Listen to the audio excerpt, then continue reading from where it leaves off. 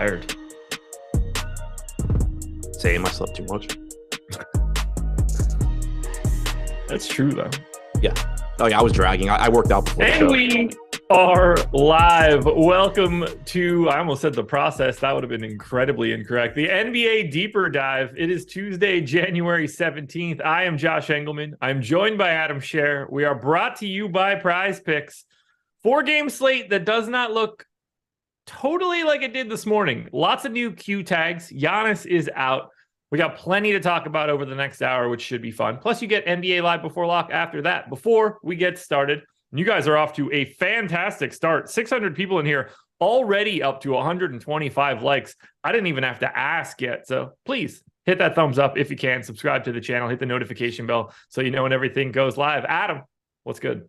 Yeah, how's it going? It feels weird. It's like days where I don't do the strategy show are always really weird when the deeper dive comes around that I haven't talked about it yet. But definitely feels or seems like it changed since this morning. I know I prepped a little bit this afternoon just to have some idea of what was going on. And then as soon as I finished doing that, we got Jamal Murray questionable and Kyrie questionable and Giannis out. So should be at least different than whatever you talked about earlier.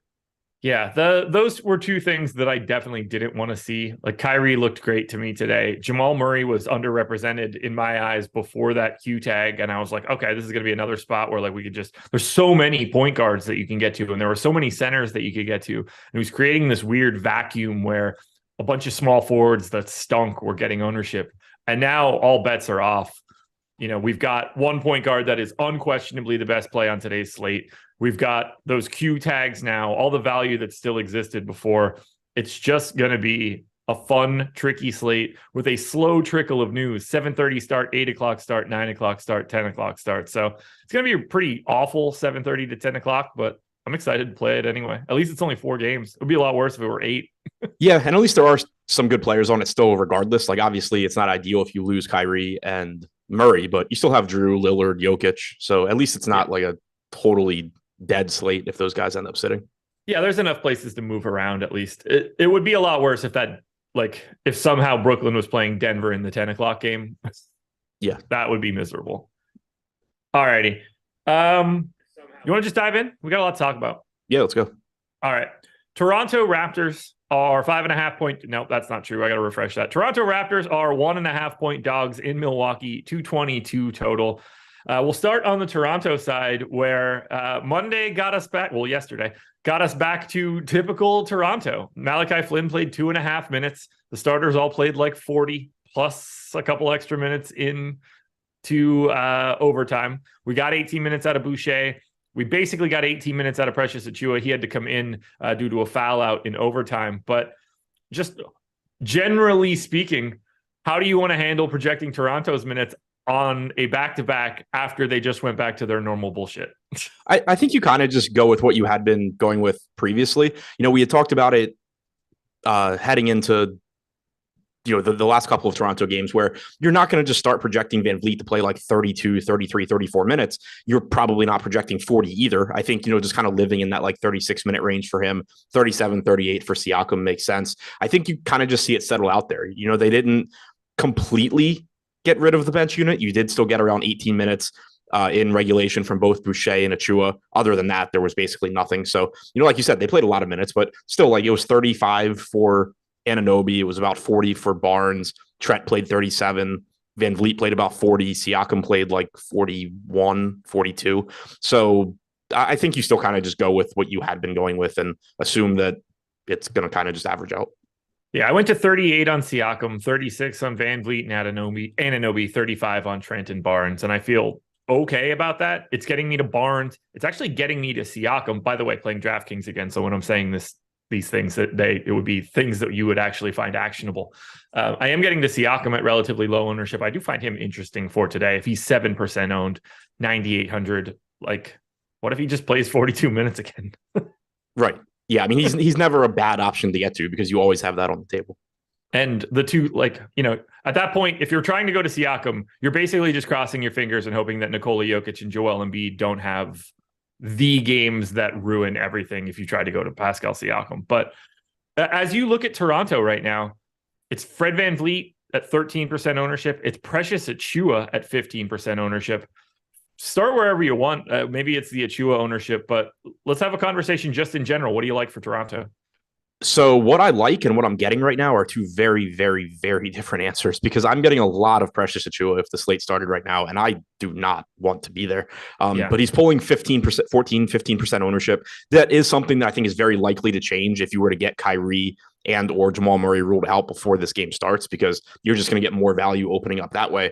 But with the way things look right now, you just have a $3,300 Achua that is going to allow you to get more, Drew, Kyrie, Lillard, Jokic, all of that. So the way it looks right now, I'm getting a lot of him, which again, I don't feel good about, but you probably are getting around 18 minutes from him. If somebody gets in foul trouble, he can play a little bit more. So I'm getting there. I'm also getting to some Chris Boucher, who's only 6% owned. I think it's the same kind of thing. I don't like getting to Chris Boucher here. I don't have any level of confidence in what his minutes are going to look like, but he is a good point per minute guy. He is low owned and he is inexpensive. Again, just sort of allowing me to pay up for all of these guys that I want.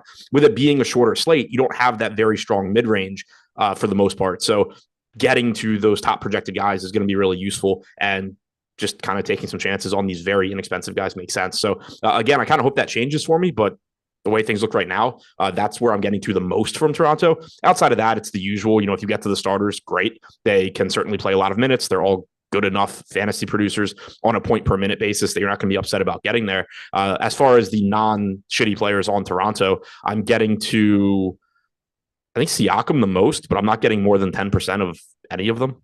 Okay. Yeah, I got to 25% of Siakam and Barnes. I'm okay with that. A couple shares of Van Vliet and Anunoby and Trent.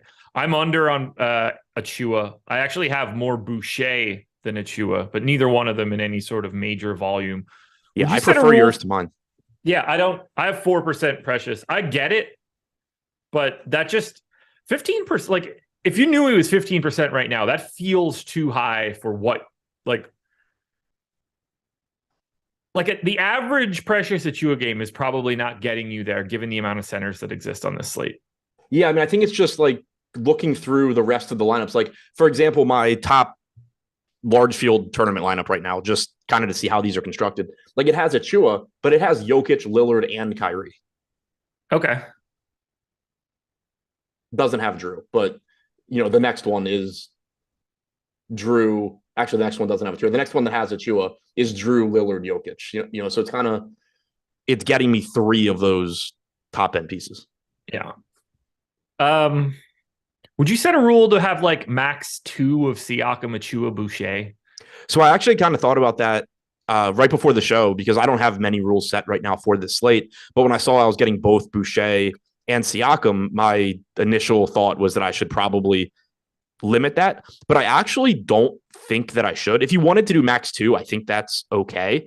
But as far as the Boucher Achua piece, I think there's actually more positive correlation there than negative, because they played pretty much all of their minutes alongside each other last game. So if you were to get a game where for one reason or another, the second unit just gets more minutes, I think both Boucher and Achua are benefiting. So I don't want to set the max 1. If you wanted to do max 2 of them and Siakam, I think that's a lot more reasonable, but you're also probably not going to get many lineups anyway that have all three of them, because Achua and Siakam are both center only. Yeah. Yeah. When I look at it, it's just like, well, if Siakam's not, like, if something happens and Siakam's not playing, then you're getting a bunch more minutes of Achua and Boucher. But if you're rostering Pascal Siakam, he's going to, like, for him to get there, he's playing 38 to 40 minutes. And it's just, you're not going to get great games out of Achua and Boucher at that point in time. So it felt like the right sort of combination as a max 2. Yeah, I mean, the one thing I would point out is that they played a lot of lineups where all three of them were on the floor yesterday. Did they really? Yeah, like a lot. They started the second quarter yesterday with Barnes. I just assumed they didn't. Yeah, the starting lineup for the second quarter yesterday was Barnes, Hernan Gomez, Siakam, Boucher, and Achua. That lineup played for 7 minutes together until Boucher and Achua both subbed out. Siakam played the entire second quarter. You got basically the same thing in the second half. Achua subs in for OG Anunoby as the first guy off the bench at basically the 6-minute mark. And then he's out there with Siakam. Boucher subs in next for Scotty Barnes. So again, you're just running that same lineup. Then Siakam subs out for 2.5 minutes, comes back to start the second quarter, and they're all out there together again. So yeah, They haven't really been doing that, just FYI. There was like a 4-minute stretch the game before that. They didn't do that the game before that. There was like a 2-minute stretch of it, 4 games back. No sign of it 5 games back. This was the most that they have done that since the first week of the season. Yeah, I mean but Achua's been hurt, not in the rotation a lot too. Yeah. But for me, I'm just not going to set that rule because for one, right now, even with the stupid amount of Achua and Boucher that I'm getting to, I only have one lineup that has all 3 of them. And, again, I think you can still get those minutes anyway. Agreed. Anything else you want to touch on here for Toronto? No, not really. And again, just to reiterate, I don't think Achua or Barnes are great plays. I wouldn't fault you for not playing them. It's more so the rest of what my lineups look like with them is pushing them up in terms of exposures right now. Now we go to Milwaukee, and they certainly made things at least a little bit easier for us. We got Giannis out. There's still no Chris Middleton. Serge Ibaka's out. Not that matters. It does unlock Drew Holiday as, to me, the very obvious and no doubt about it top play today. 8K on DraftKings, 7,900 on FanDuel with point guard, shooting guard eligibility. He's projected for 50% ownership right now. And to me, he's obviously the first thing you're putting in a cash lineup. I'm happy to have him in everything if I run it out today. He's just a different guy. Yeah, obviously looks great. He would be my highest owned guy if the slate started right now. And I assume that's going to be similar for a lot of people, at least with the way things look currently. Certainly gets a bump without Giannis. Still no Middleton either. Decent spot for him overall. And the price tag just isn't correct for him to be playing without those guys. You're likely to get 33, 34 minutes from him at increased rates. He just looks fantastic. I mean, I liked him today, and I thought Giannis was in. So it's really, really appealing after that. Now, taking salary into account here, who is the second best option from Milwaukee? Because we're seeing 40+ percent ownership going to Brook Lopez. We're going 40% plus ownership going to Bobby Portis. I think the answer might be someone else, but I'm curious where you land. I mean, in terms of exposure, for me, it's Joe Ingles. Okay. In terms of exposure, for me, it's Grayson Allen. Yeah, same thing. Okay. I think the rest of the team is pretty similar. Looking at the exposures I have right now, it's 26% to Ingles, 25 to Lopez, 23 to Allen, 20 to Portis, 13, 14 to Connaughton. So to me, it's Drew is the one that very clearly stands out, and that's reflected in ownership where he's pulling about 50%. Then, Portis up to 7K. That's kind of expensive, but you should still get him in the starting lineup playing bigger minutes without Giannis. We know he's a good point per minute guy. Lopez is less expensive, but center only. So that holds him back a little bit. Allen, Ingles, Connaughton, all just sort of useful filler with favorable positional eligibility, particularly Ingles and Connaughton. Ingles having small forward, power forward on DraftKings. Connaughton has shooting guard, small forward. So those are both nice. Ingles being the cheapest by far, I think is why I'm getting to him more than the rest. Yeah. So the thing for me, for Grayson Allen, I didn't realize, and correct me if I'm wrong, but he gets a gigantic bump by not being out there with Giannis, not being out there technically with Chris Middleton, but it's not like Middleton's been putting in a giant shift here. I have him at a 20% usage rate and a slight bump to his assist rate, which is creating a real problem for me at 4,600. Yeah, I mean, he's at 0.95 DraftKings points per minute without Giannis or Middleton on the floor this year. If you put Drew out there, he gets down to 0.84 DraftKings points per minute, but that 20% usage rate still holds. So I'm with you as far as thinking Allen looks pretty good. I'm right around the field on him. It's just that price tag has come up a little bit, to 4,600, and he's still far from any sort of a safe option here. He's playing probably what, 29, 30 minutes? I gave him 28. That's what was really causing my problems in this scenario. My normal projection on Grayson Allen's 28. With them being shorthanded, I think you could see an extra minute or two. Played 32 yesterday, but that was a game where Joe Ingles didn't play, so maybe that affects it a little bit. Yeah, I don't want to be getting to the amount of Grayson Allen that I'm getting to, but at the same time, if I look through the rates for games where Giannis and Middleton are on the floor, when Drew and Bobby Portis both start with Drew out there, and we're talking about that 19.5 to 20% usage rate, shooting the ball well. The assist rate was really what surprised me. I was surprised to see that take at least a little bit of a bump. I'm not really getting to as much Joe Ingles. How many minutes are you willing to give to Ingles? 24 to 26. Yeah, my only concern is just his playing time. We saw him get to 25 in that most recent game. I just don't know when they take the training wheels off of him for this year? Yeah, I mean, I think you've kind of seen that recently. He played 28 minutes 3 games ago, then he played 22, then he played 25. Yeah. And then Connaughton's just a guy that I I'm just going to get to Grayson Allen over Pat Connaughton. I'm just going to get to both because Allen's getting half the ownership, and I think they're pretty similar. Like Allen's certainly the one that I prefer. And, like I said, I'm getting around 22, I think 23% Allen, like 13 or 14% Connaughton. What's the max amount of bucks you'll have in a lineup? Probably like most often it won't go above 3. I'm not hard capping that. I was actually playing around with that earlier because we were getting that situation and the potential net situation, and I didn't want to just like arbitrarily set a number. So I ran in the most recent crunch that I ran, I didn't cap it at all. If I look at what would be the tournament lineups I'm playing right now, if the slate started, I would have none with 6 from Milwaukee, 1 out of 150 with 5, 7 with 4, everything else less than that. Okay. I actually did set the cap to 3 because this is the first game. And if we have this Brooklyn news and we have this Denver news, I kind of just wanted to not have not to make sure that I'm locking in Joe Ingles, Grayson Allen, Pat Connaughton, whatever, as an additional spot. I kind of wanted like the slightly additional lineup freedom. It makes me feel good to know that you only got 8 out of 150 that had more than that anyway. So I don't feel like I'm blocking myself out of anything. If you were like, I had 24s. Right. And for me, it's kind of the same idea, but like counterpoint, I guess.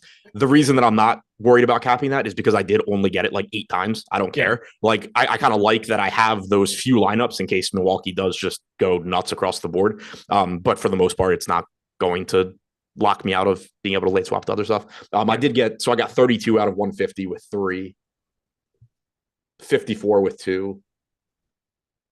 I'm guessing that I have way more with 3 right now. 48 with 1, and then 8 that don't have any.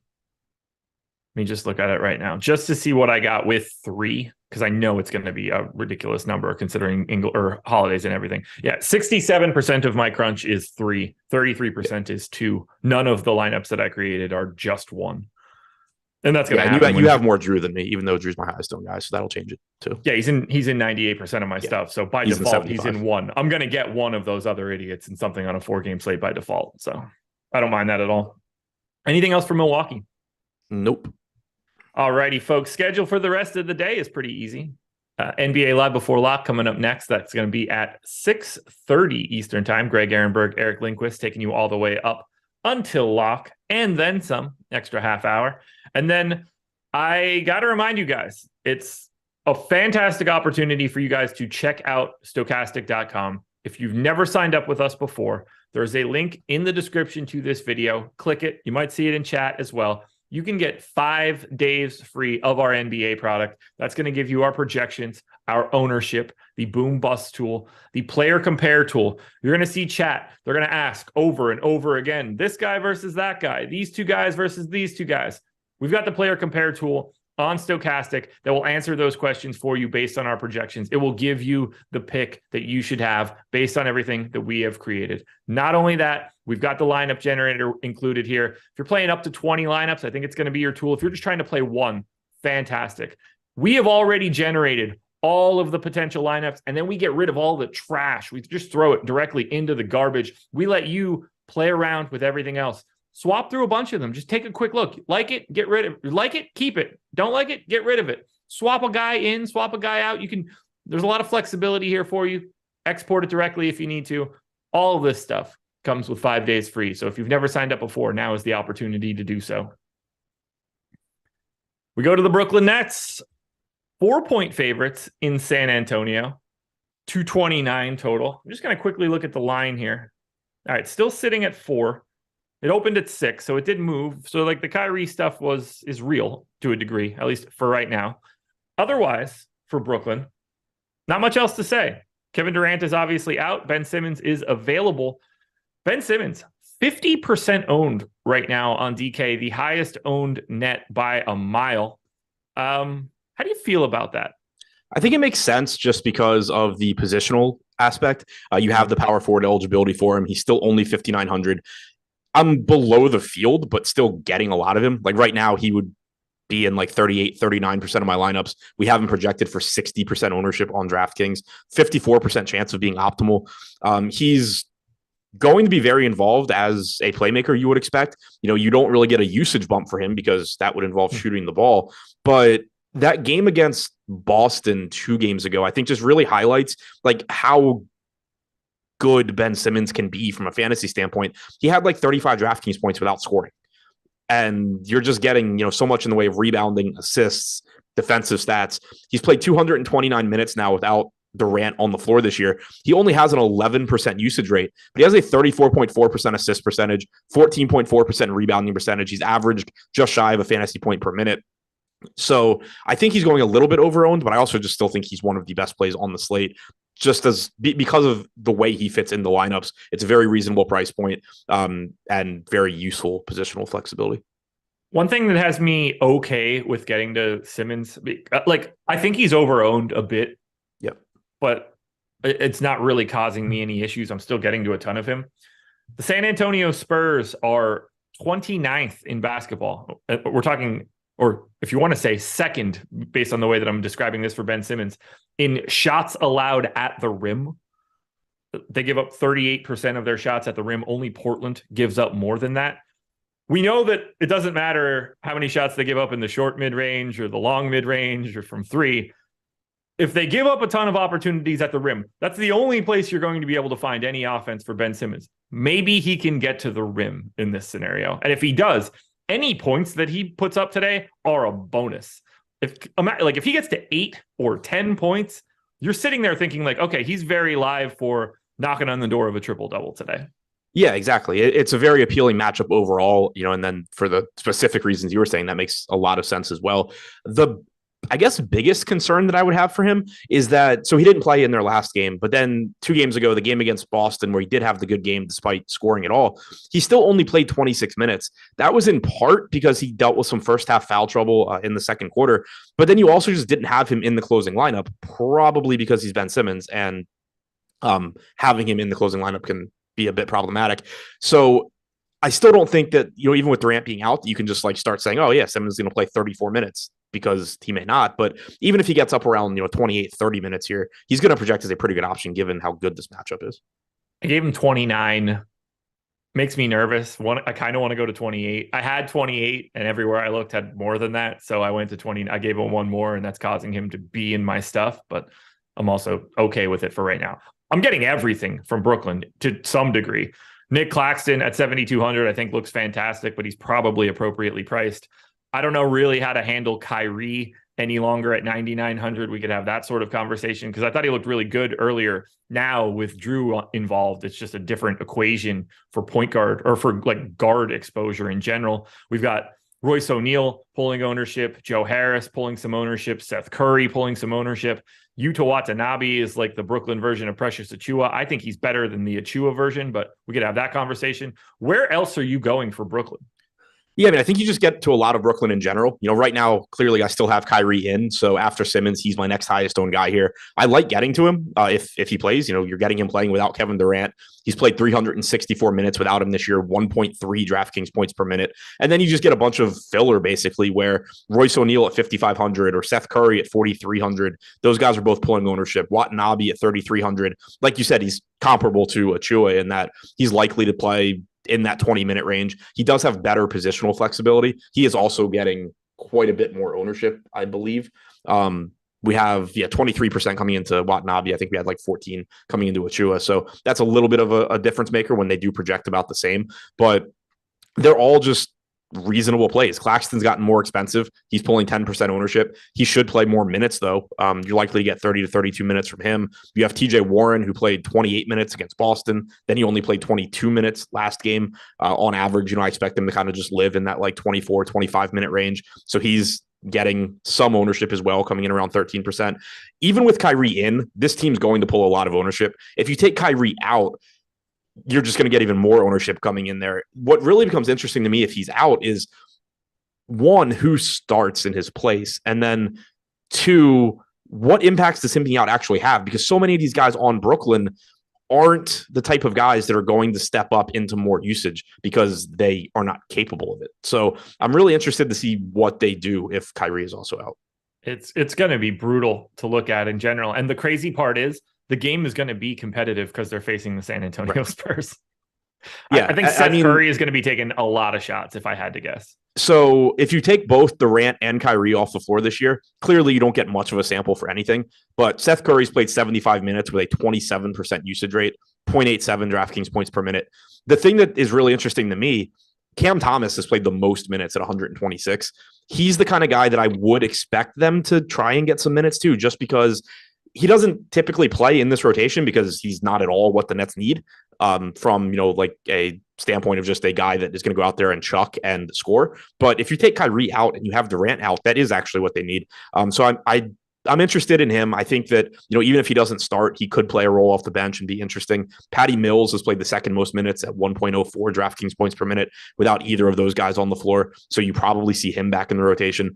But then to my Edmund Sumner probably gets in the rotation as well. He's played 86 minutes, 23.7% usage rate without them on the floor. But then to, my previous point, Yuta Watanabe still has a 15% usage rate. Joe Harris has a 17.8% usage rate without them on the floor. Ben Simmons has a 12.5% usage rate. Royce O'Neal has a 12.5% usage rate. It's, as far as those guys go, the guys that, are normally in the rotation, you just don't really see much of a bump because they're still not going to create. And they're basically just catch and shoot guys, or in Simmons' case, don't shoot. Catch. Yeah, catch and dribble. So it's really interesting to me because I think you're actually going to get some interesting possibilities off the bench. Anything else? How many minutes are you willing to give to Kyrie here? If he plays? Yeah. All of them. Is that 38? Yeah. Okay. You think he's going to play? I know that's like a question you don't have an answer to, but like, what's your lean once you saw that news? I have no idea. I mean, whenever somebody gets a random Q tag, I tend to expect them not to play, especially because like this isn't a situation where it was a back-to-back and we just didn't have an injury report. He went from not on the injury report to on the injury report. That's never a great sign. Then also, it's a random road game in San Antonio. There's no real incentive for the Nets to put him out there if there's any question mark. But also, I have no idea. I think the last time that I was just like, oh, it seems like a pretty obvious game that I should be playing an aggressive amount of Kyrie Irving was the game before he just like basically gave up on the floor. Yeah. Yeah, that was a good time. The San Antonio Spurs on the opposite side here. Kind of super simple to talk about. Devin Vassell out. Doug McDermott is questionable.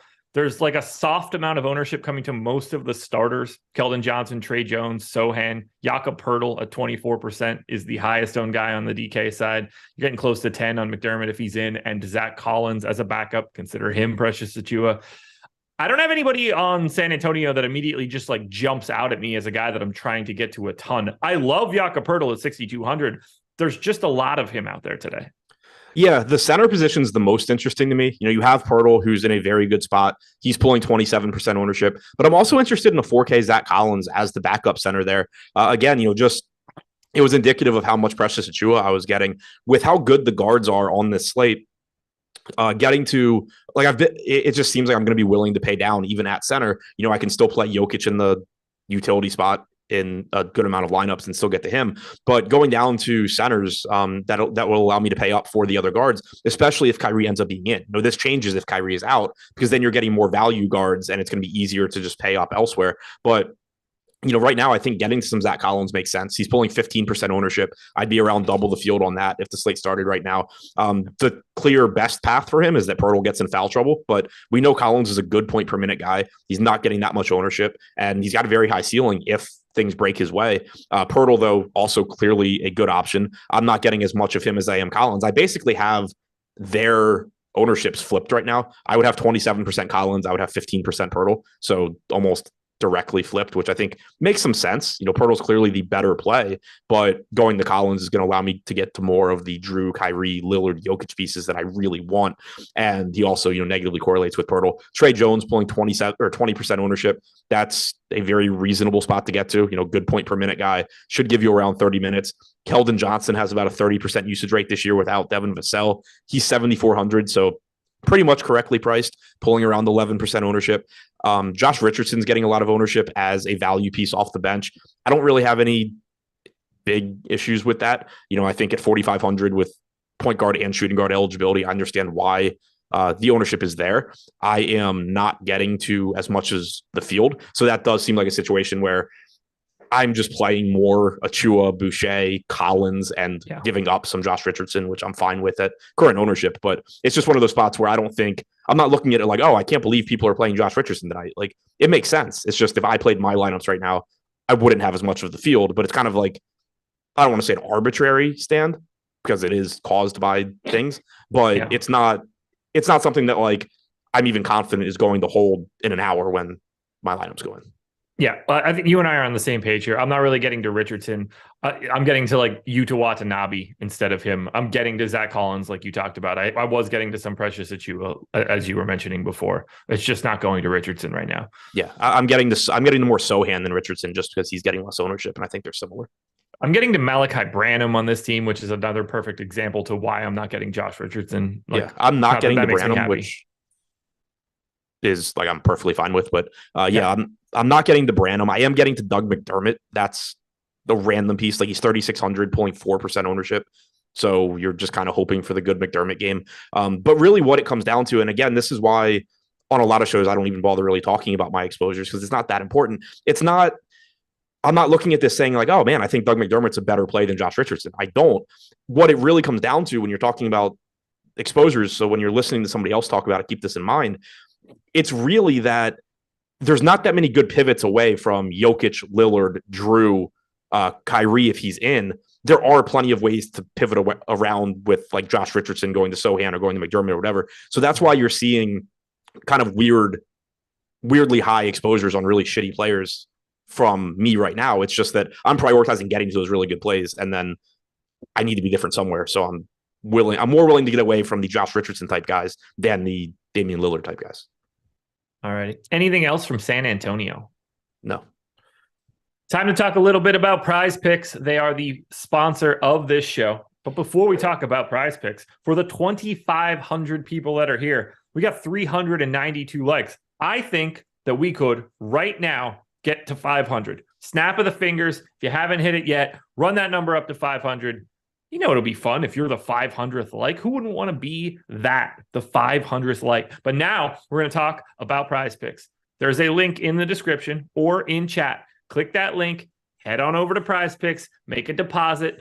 They're going to match that deposit up to $100. Now you're picking player props here, taking over-unders. You want to put together 5-on-1 card. That is my recommendation to you. 5-on-1 card, they all hit, you'll net up to 10x your entry fee. It's a fantastic opportunity for you guys to build a bankroll, and you can do it across tons of sports: NBA, NHL, NFL, college basketball, soccer, Australian basketball, tennis, MMA, Call of Duty. It's pretty ridiculous. Adam and I right now are going to hit on a couple fantasy scores for today's slate. This is going to be FanDuel scoring. So we're talking 3-point stocks and -1 for turnovers. Let's start it off in this game. Jakob Poeltl, 31.5. I like the over there. Over. Yeah, we have him at 26.5 minutes, 33.7 points. The playing time projection seems very reasonable. Good matchup. So yeah, over.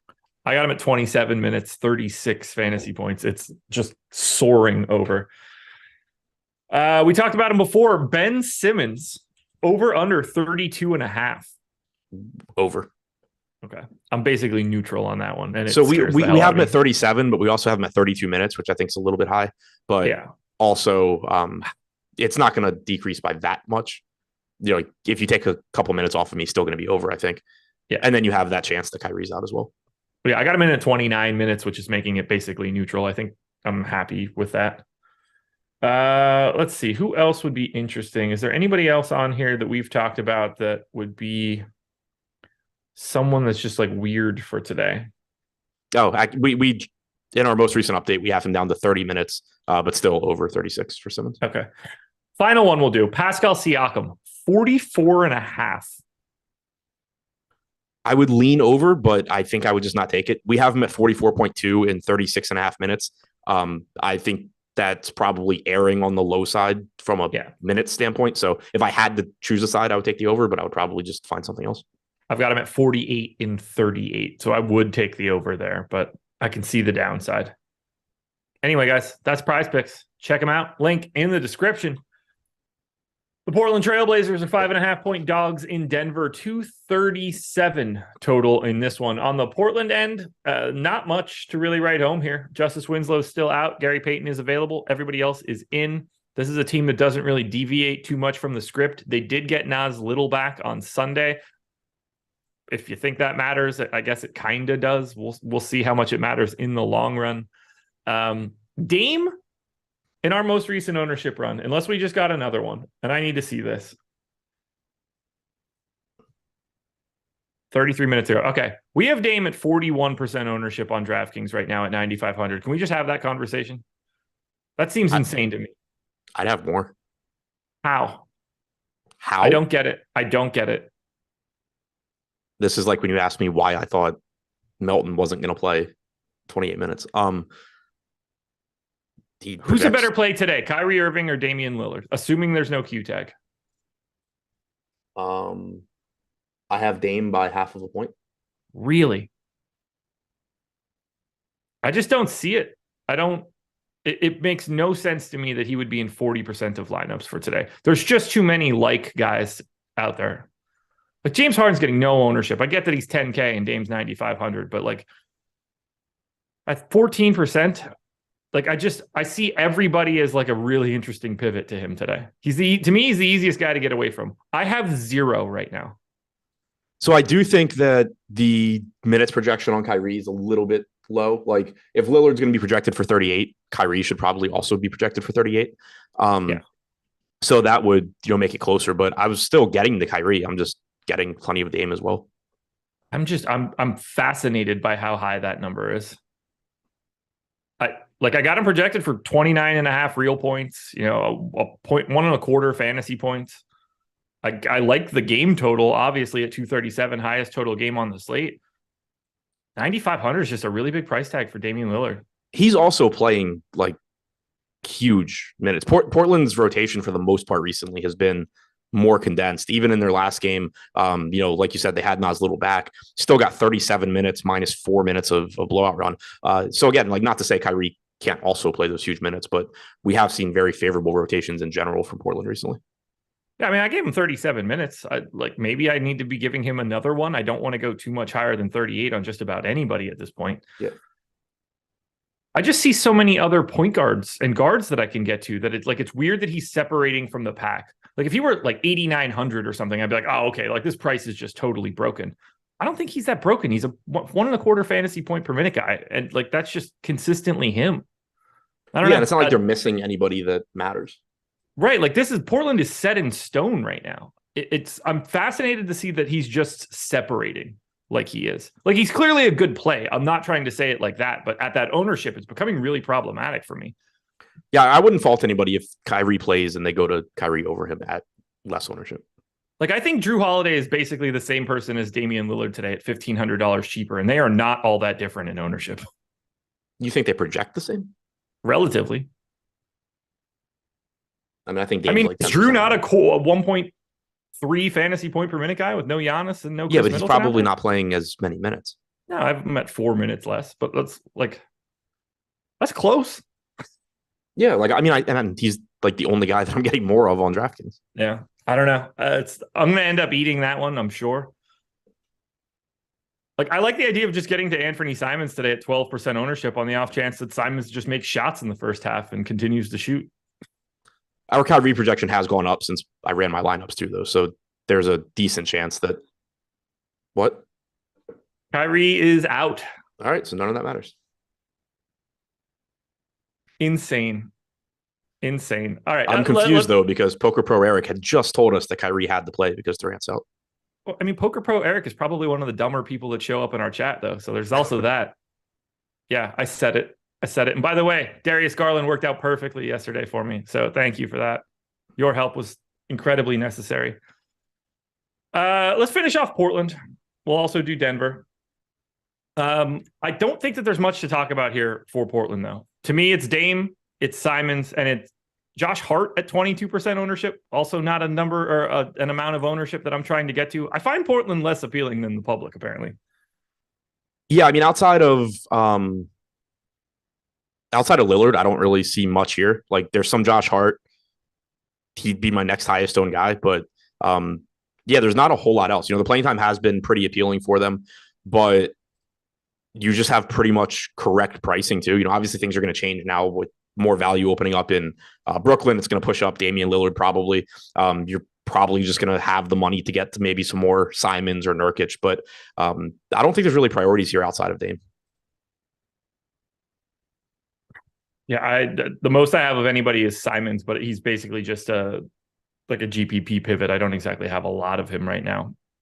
And then we go to the Denver side of this one, and Denver is now they were complicated, and they still are. Jamal Murray went from not on the injury report today to on the injury report. Q tag there, Q tag on Bones, Q tag on Vlatko Cancar.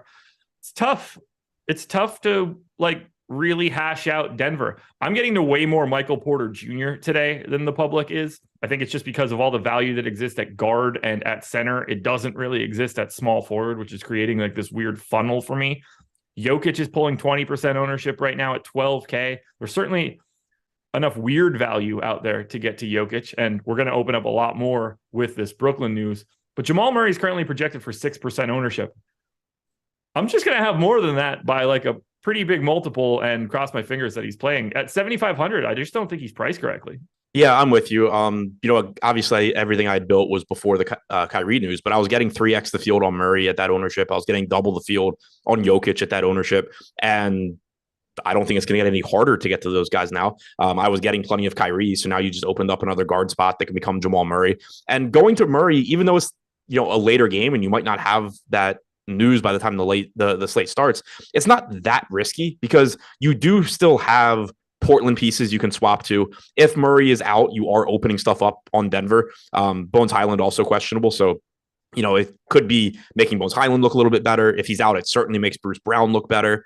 It would make pieces like Michael Porter Jr. look a bit better. If Highland and Murray are both out, then you're getting into more value with like Ish Smith potentially. So I'm not overly concerned about being in a situation where like I have Murray and at 8:30 he gets ruled out. Do you think Jamal Murray's like lack of ownership is helping to drive Dame's ownership up a bit? Possibly, yeah. Okay. I'm just looking at 6 right now, and it's just like, okay, it's not 6, right? And it's got to come from somewhere in that range. I don't want to drag that back here. Thoughts on the rest of Denver now? Like, all we can really do is just assume they're all in because it's a weird trickle down. Because if you want to assume that Murray's out, that's fine. We don't necessarily know if Bones Highland becomes a great play, an okay play, or no play. And same for like Cancar as the backup here at the 4. Like, there's a trickle down there as well. So if everybody's in, what do you want to do with Denver?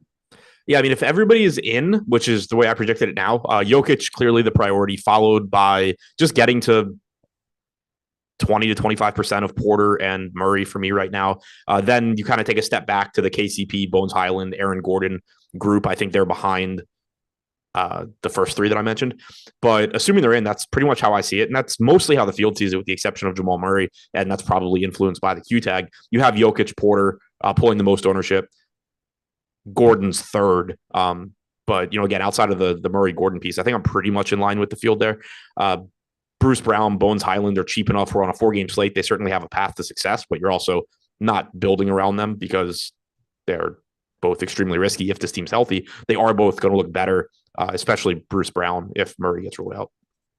Is there a natural pivot if Jamal Murray happens to be out? I mean, you can get to Simons very easily if you just need to like make a 1-to-1 swap. It's not the best thing in the world for you, but that's pretty easy to handle.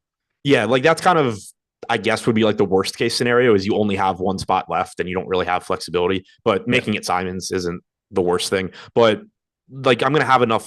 Right now I'm getting Lillard in so many lineups. And then I'm also just getting so many lineups like with Jokic or Michael Porter Jr., other Nuggets, where most of these lineups that have Jamal Murray are probably going to have at least 2 spots open. I'm not getting to a lot of the late games, so that makes it a little bit more difficult. But even without that, I'm probably just going to have enough where I can swap around pretty easily. So I'm not too concerned about it, especially, again, knowing that the fallback is he just becomes Anthony Simons. It's not like you're going to be in a situation where it's like, oh, shit, like now I just have Ish Smith everywhere. Like you're not running that kind of – you're not running that kind of problem. Yeah, Simons as a downside is not a downside all that bad. So that helps. Anything else for Denver? No. I missed Chard Razman Porzingis super chat from earlier that said, am I not Pirtle enough for the Pirtle Club? I don't know. I can't go any further for that, but I do miss that line from that movie. Yeah. That was right around the time that I was working in the video store. So I saw that one. Yeah, I want to say I was probably like 10 maybe. Let me look it up. 2002. No, I was 12. Yeah. I was working in the video store, so that's perfect. All right, well, let's finish this one out. Philadelphia 76ers 2-point dogs in Los Angeles against the Clippers, 223 total. For Philly, we don't know the starting lineup for this one. D'Anthony Melton is probable. On Sunday, they went to the Maxey off the bench lineup that you and I had talked about, I guess, last week or maybe 2 weeks ago. They also came out and said that they have 3 starting lineups that they are ready to deploy. I don't really have a great idea which one of them it's going to be for today. The good news is I don't think it really matters all that much. James Harden and Joel Embiid are always going to be in those starting lineups playing their normal-ish minutes. They're both about 15% owned on DraftKings. I'm basically not getting to Philly. I don't like that feeling at all. Kind of want to get to them, particularly Harden as a pivot to some of this ownership we're seeing. But are you getting to Philadelphia? I'm getting around the field on Embiid right now. I'd be under the field on Harden, but I do expect that to increase now that we just lost a $9,900 Kyrie. Harden is probably just going to start soaking up some of that because clearly he's a good play. It's just that I didn't think he was quite as good a play as Kyrie, and Kyrie wasn't getting that much ownership either. But now you take Kyrie away and you're getting a 10K James Harden, likely to play 37, 38 minutes. He's going to look like a good option and just easier to get to now without Kyrie. Embiid, I prefer getting to Jokic, but still, one of the highest raw point projections on the slate. He's going to be somebody that you're happy to get to where you can. So those are the two getting the most ownership from the field right now. The only one that I'm getting double-digit ownership on right now is Embiid, but again, I think I probably get more Harden once I rerun everything after the show. Do you think the starting lineup matters here? Not really, because what we saw them do in that last game is in line with what I would pretty much expect.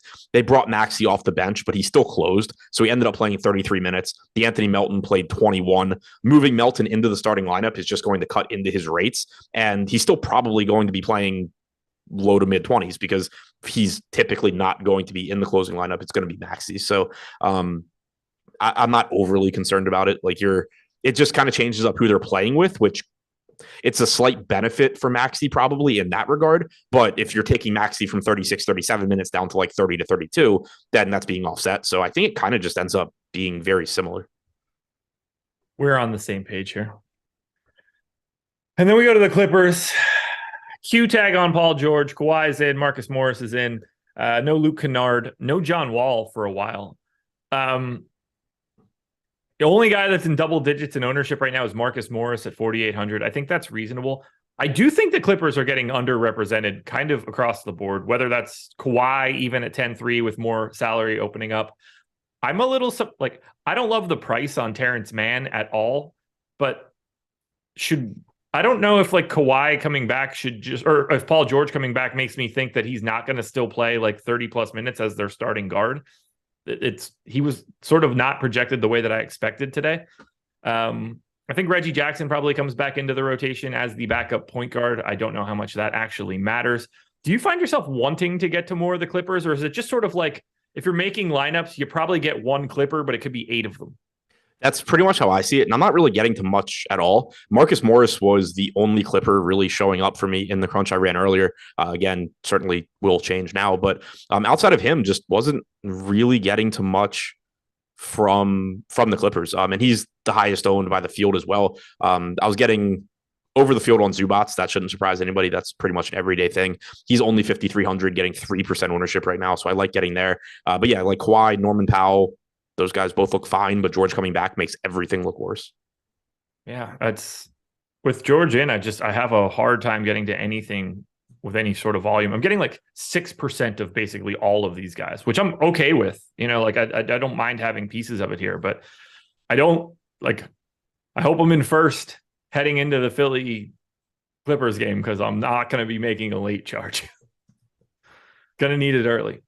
All right, we did get a super chat from Don Icewood who said, "Who are the best 3 plays from Brooklyn?" Which is a tough thing to answer considering we just got this news on the show and don't know any bit of this game yet. But as you look at it right now, Ben Simmons is obviously one of them. He was one before this. I think Nick Claxton was one of them. I don't know how much. This probably makes things worse for Claxton, honestly. The third guy is probably whoever you think is starting in Kyrie's stead. Yeah, I mean, I think it's Simmons, Curry. I'm assuming Curry's going to start. And then who was your? So we got Sumner starting for Ben Simmons on Sunday. If they're like just more likely to do that. Yeah. I don't know. Like, they're just putting that. I mean, he's been like the spot starter a lot this year, too. He also barely played by doing that. Right. I was going to say, either way, I think Curry is one of the top 3. I think Curry has to play 30 minutes today. I don't think he has to. Isn't the right way to say that. Yeah, certainly. It's likely. Like, I think if he starts, you're probably projecting it. If he's coming off the bench, you're probably projecting like 25, 26, but there's the path to more. I think he's one of the best plays there. And then the third piece for me is, I didn't hear who your second piece was. So I said it's Simmons for sure. Right. Because he already was. Right. I think I don't think this makes Nick Claxton better, but I still want to get to him. Like, to me, he was my number 2 here. I just don't know how much this helps him. Yeah, I mean, I just don't think it matters much for him. And he's still 7,200 on a slate where there's so many centers that I like getting to. I think for me, it's Simmons, Curry, and then it's sort of just like, if Patty Mills started, then he's probably one of the top 3. If Cam Thomas started, he's one of the top 3. If Sumner starts, he is still terrifying, but also worth looking at. Joe Harris probably gets more opportunities here. Patty Mills, by the way, 140 minutes with those 2 guys off the floor, 21.8% usage rate in that time. So Patty Mills also played finally on Sunday, which is, I guess, good to see. All right, let's do it. We got to put it down right now. Royce O'Neal, Nick Claxton, Ben Simmons are 3 starters. Joe Harris, I assume, is the 4th. Who's 5? Curry? Like, it's going to be Sumner, and it's going to just annoy me. But I'll go with Curry because I think it should be Curry. All right. One more follow-up question. Well, we got a little bit of time yet to kind of like hash out this Brooklyn stuff. I'm pulling something up right now. What are the chances that it's a TJ Warren day? I think pretty. So the problem with Warren is that he's 5,200 now. Like, he's going to get whatever shots he wants. But with the way Brooklyn runs their rotations and the fact that it's TJ Warren and this game does not matter for Brooklyn, like, it goes back to what we were saying before when Kevin Durant initially got hurt. Could they just completely free TJ Warren and go play him a ton of minutes? Sure. But you got to think that Brooklyn's thinking more long-term, and it's not just going to be like, oh, well, we had this whole, well thought out plan for how we're going to bring TJ Warren back. But because Kevin Durant happened to get hurt, we're going to just scrap all of that and play him a ton of minutes. And as a result, we've seen 28 and then 22 minutes. I think it's the same thing here. Like, they need his scoring, but I still don't think they're going to just be like, oh yeah, we're going to go play TJ Warren 36 minutes against the Spurs in January because Kyrie isn't playing. I think it's still likely that he just plays 26 minutes or so. He's going to get whatever he wants from a volume standpoint. And there is a path to success for him at 5,200. I just still don't want to get too carried away with the minutes. Yeah, this has now become a very, very interesting situation for Brooklyn, and I don't like it at all. I like the Cam Thomas shout, but I mean, like, how much How much can you conceivably project Cam Thomas to play today? Like 16 minutes. Yeah. Doug McDermott's a game time decision. Okay. Oh, that's why his ownership is so low. 2, 3, 4, 5, 6, 7, 8, 9, 10. So they have 11 active bodies, but Day'Ron Sharpe, Markieff Morris, like Drew Smith, Kessler Edwards, David Duke, all with the G League team right now. Like, I expect that they still run a pretty deep rotation here. Yeah. 1, 2, 3, 4, 5, 6, 7, 8. I mean, how deep? 9? 1, 2, 3, 4, 5, 6, 7. 9 or 10. Okay. So if they only run 9, does Thomas even play? I assume he'd be in instead of Markieff Morris. I just don't know if they're going to want somebody that shoots. Well, that's why I think they need Thomas. Like, they don't. Yeah, I'm with you. Like, I don't have a great feel for it, but it's weird to me that he didn't play on Sunday. But if you're only replacing Ben Simmons, then you don't need usage. Now, right, with replacing Kyrie Irving, I think that it has to be him. Right. That's how I'm thinking about it too. Like, you already have Durant out. You have Kyrie out. Need somebody. Edmund Sumner's got the 20.5% usage rate in 100 minutes without them. Like, that's and I mean, Curry's at 27, like we said. Yeah. But I mean, Curry's a real person though, in general. Like, you expect him to get slightly more whatever. Whereas like trying to get whatever Edmund Sumner, Cam Thomas, Patty Mills right is a legitimate question mark. Right. And the worst part is we're probably not going to know this starting lineup until Toronto and Milwaukee tip off. Yeah, exactly. Basically, the way I'm viewing Cam Thomas here is he's extremely risky unless we get news that he's starting. He may not play. He may be in a situation where if he gets hot, he plays 20. And if he doesn't, he plays 12. He's extremely risky. With it being a 4-game slate, if you want to gamble on him, fine. But I also, if he's coming off the bench, like, again, he's probably still behind Patty Mills and Edmund Sumner in the rotation. Yeah. Well, I could actually see him being ahead of Sumner in this scenario. Like, he could be, but he just hasn't been all year long. I feel like they're going to start Patty Mills. They could. We shall see, folks. Lock is in an hour. NBA Live before lock, however, is next. 3,130 people are in here right now. 573 likes. Let's give it one last run. Hit that thumbs up as Adam and I get out of here. Thank you for joining us. It has been fun. Greg and Eric coming up next, taking you all the way up to 7:30 and then some. Good luck tonight, everybody. Enjoy it. We'll talk to you later. Michael Malone is not coaching tonight. I don't even...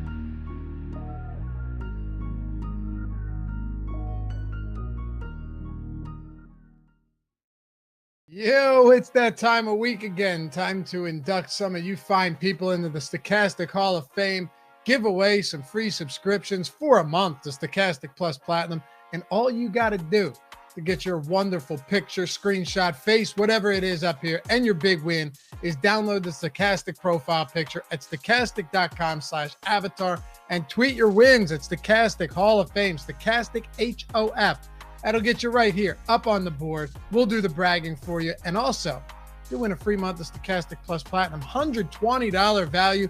Let's kick it off, see what we've got to work with on this fine week. First up, it's Bobby Nissan.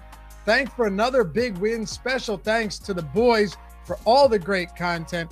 $55,000 there and a $50,000 win in first place as well in the NBA Baller. Followed up by Anthony Jimenez. Giant shout out to you guys. I swear if it wasn't for the entire Stokastic team, I'd be broke. Appreciate the hard work with a $75,000 win. Second place right there. Little hockey action. Love to see it. And then S. Schaefer. Not the first time he's been on here. I caught a ride on the NBA takedown chop train in the $15 fadeaway on the 8th. Crunched my ticket using Stokastic's suite of tools. With additional analysis, thanks to Live Before Lock and the crew. $3,090 there, another big win. And then how about Eric Johnston? Following this one up, these guys just don't miss. Another great night with Stokastic. You got 1,500, then you got 1,750. And if you look at the next one, It's Eric Johnston. Stokastic comes through again in the clutch, best in the business, second place in the 20K NBA putback for another $2,500. Huge week, Eric. Congrats, man. And how about Swaz or OZB with a $1,700 or $1,100 win on $46. $46 entered there. Over $1,400 in profit today. Binked on NBA tiers. Best day of my DFS lifetime. Congrats, man. That's awesome. And then Adam Y with a 1K win. Finally took one down first in the PGA short game. Turned my $1 into 1,000. Thanks to the awesome folks at Content and Stokastic. Shout out to Eric Lindquist and Jazz Raz DFS. And James Sanderson on a heater in NHL. Love the show with Slim, Cliffy, and Josh. It is a great show. You should check that out. That is me vouching for them. Now give me my free month. All right. Well, you could ask nicer, but hey, $600 in the hip check. Congratulations, man. Big stuff there as well. And Jay up next. Use the Stokastic tools to take third in the $5 single entry, second in the $3 3 max. Thanks for the great tools and content. We got $1,500 there between the single back and the huddle. Congrats, Jay. And Scott Terman, top plays. Thanks to Eric Lindquist, top plays. I got third out of almost 8,000 people. With the free month and 150, I can move up in entry fees. That is what we want to see, man. Getting the free month, moving up higher, getting the win. Lovely stuff. And then Kanan. I don't know why my avatar pick hasn't changed, but how about that free month? Appreciate you fellas by a ton. By far my most watched program. Quarter Jukebox. I've said it once, I'll say it again. It doesn't matter what your entry fee is. If you want to get up here, if you want to get the free month, inducted into the Hall of Fame, you can get in the Quarter Jukebox. The nickel doesn't matter. Just has to be top 3 in a field of 5,000 or more. And how about Powers 99? I won second in the 12,500 and one tournament last night using Stokastic's premium tools. Love to see it. Thanks for all your content, gentlemen. $500 in the 20 entry max and one. And Jay, Justin, and Lou, 2 big hits this week because of everyone at Stokastic and you, Justin, and Lou, I guess. $150 there in that one, second place, followed up by Andrew. Another big ROI night, courtesy of the projections over at Stokastic. Nice. Quarter Jukebox. Again, look, $300. Look at the ROI on that. It's lovely. Mark Cato edged out multiple Luka lineups in hot pursuit. Shout out to Stokastic for the best content, hands down. First place, $100 there. And a couple left before we say goodbye for the week. Bill, thanking Stokastic, and our boy Matt Savoca. Thanks, Matt. First big win. Your tepid endorsement of Russell Wilson convinced me to play him. Hoping this qualifies for the free month. Finding this site has improved my ROI considerably. Keep up the great work. And a $1,000 win going to Bill there. We rounded out with CZAP 2 times in 1 week. Thanks, guys, for everything. Let's go. I'll definitely...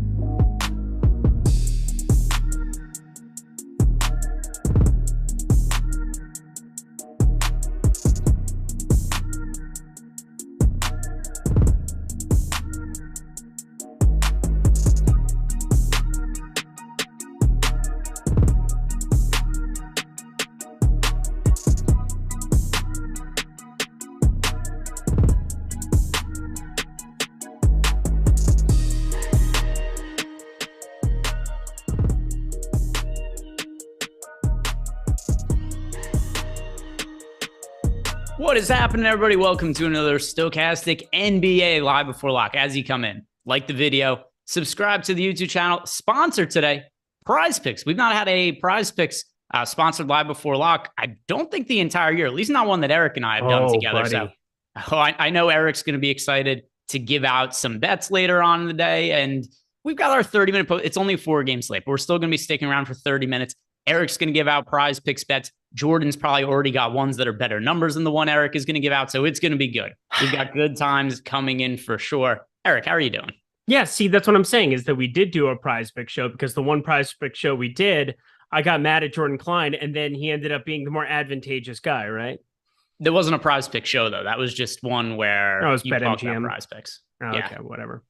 Yeah, so we got PrizePicks to talk about today, which yeah, we'll be doing in a little bit. And by the way, if you guys haven't signed up at PrizePicks yet, when you do it using our link, you get up to $100 bonus on your first deposit and 1 free month of Stokastic Plus Platinum. All you need to do is sign up by using the link that we have below, and you get access to all the tools that we have over at Stokastic.com. We've got player projections, ownership projections, our lineup generator, and this is going to have you covered for NBA and NFL, which is currently in the midst of the playoffs, and pretty good weekend of playoff games also. Eric, I know you had some good NFL lineups.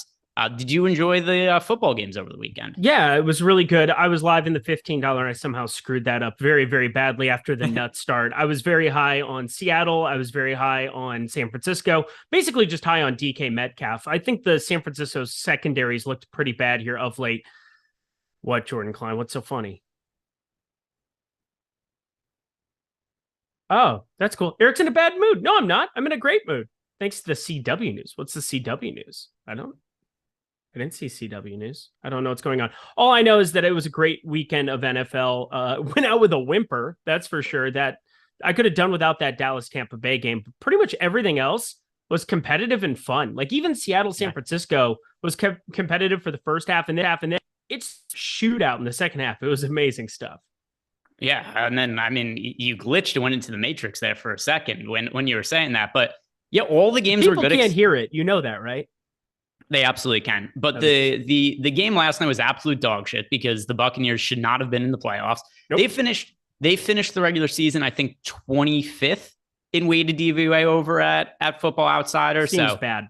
Yeah, they were one of the worst teams in the NFL this year. But the reason they made the playoffs is because the other teams in their division were even worse than them. So it's something I've been thinking about the last couple of days. I'm ready to get rid of divisions. But that aside, we've got an NBA slate to talk about today as well. And we got some news that I'm kind of happy we got in advance because I wasn't exactly sure if we were going to get it before the start of the show. And now it's something we could open with, and that is Kyrie Irving is not playing today. So he's out. Kevin Durant is out. We know the Nets are shorthanded. Everybody available on the team is relatively cheap. How are you going to handle the Nets today? It's gross, but you lose Kyrie Irving, Kevin Durant, take both of them off the floor. There are just some absolute smash spots, I think. It's uncomfortable because TJ Warren's at 5,200, but now we're seeing the minutes come up. We've got Seth Curry sitting there in a spot where I just think he plays a ton. You've got Joe Harris. That's never a comfortable click. But I think Edmund Sumner is going to be a guy that I just click on a lot, I think, today. And I'm not sure that he's pulling any kind of ownership. And I'm not just going back to the game they played against Indiana on the 10th, where, you know, he completely nuked that slate in the start out of the middle of nowhere with no Kyrie, no Kevin Durant. They basically had nobody in that entire game.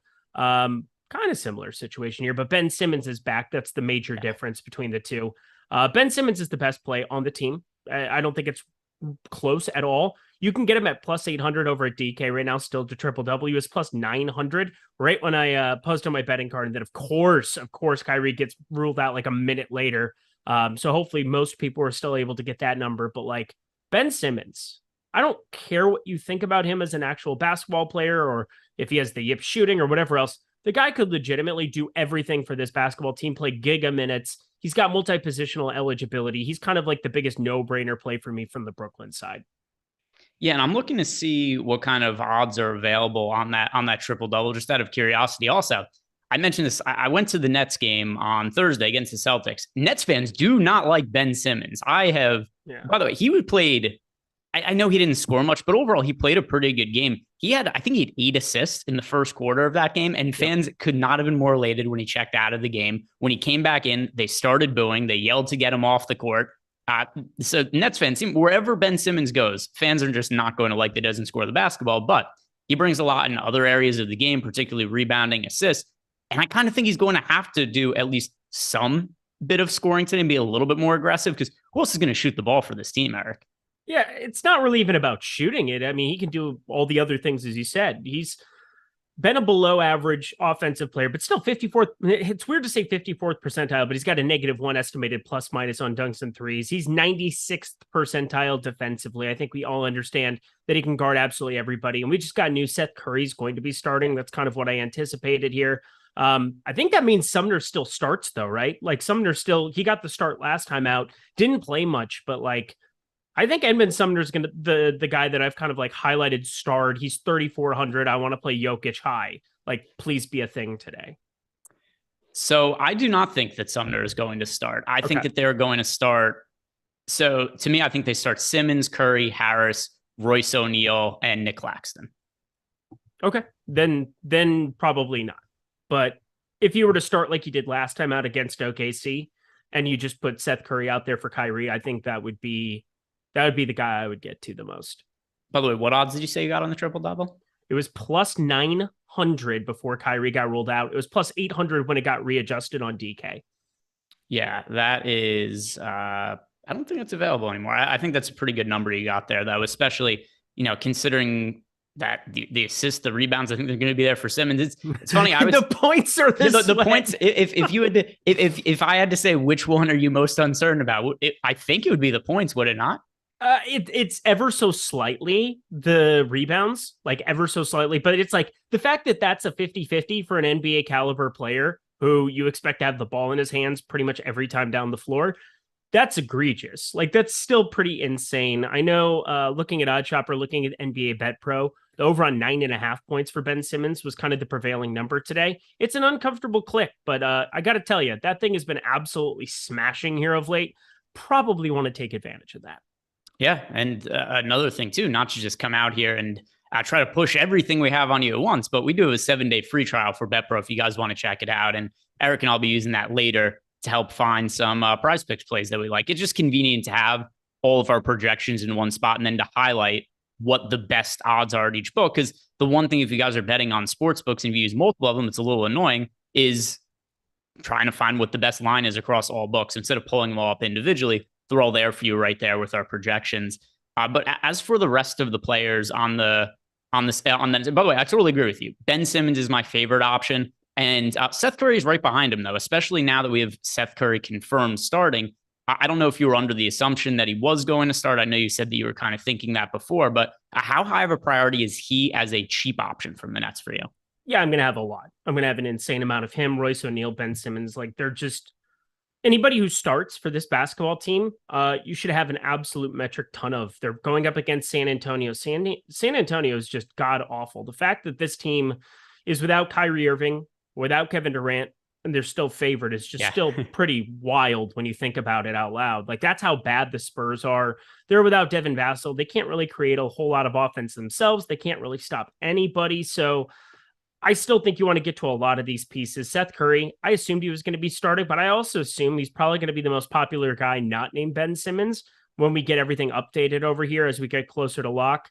Again, I am under the impression Edmund Sumner starts, so I still think it's going to be Seth Curry starting alongside him. Just because why would they change that in this spot? Like I think it's going to be Sumner, Seth Curry playing the 2, O'Neal, small forward, Claxton, Simmons. Like I think that's going to be the starting 5. That's who I have. Seems like the ownership, as we just updated, is kind of on that wavelength. Joe Harris starts. He's got the shooting guard, small forward eligibility. I'd be happy to go there. I think probably the most uncomfortable click that is weird to say, but like they're down enough guys where I think you can start considering Yuta Watanabe. He's small forward, power forward, 3,300.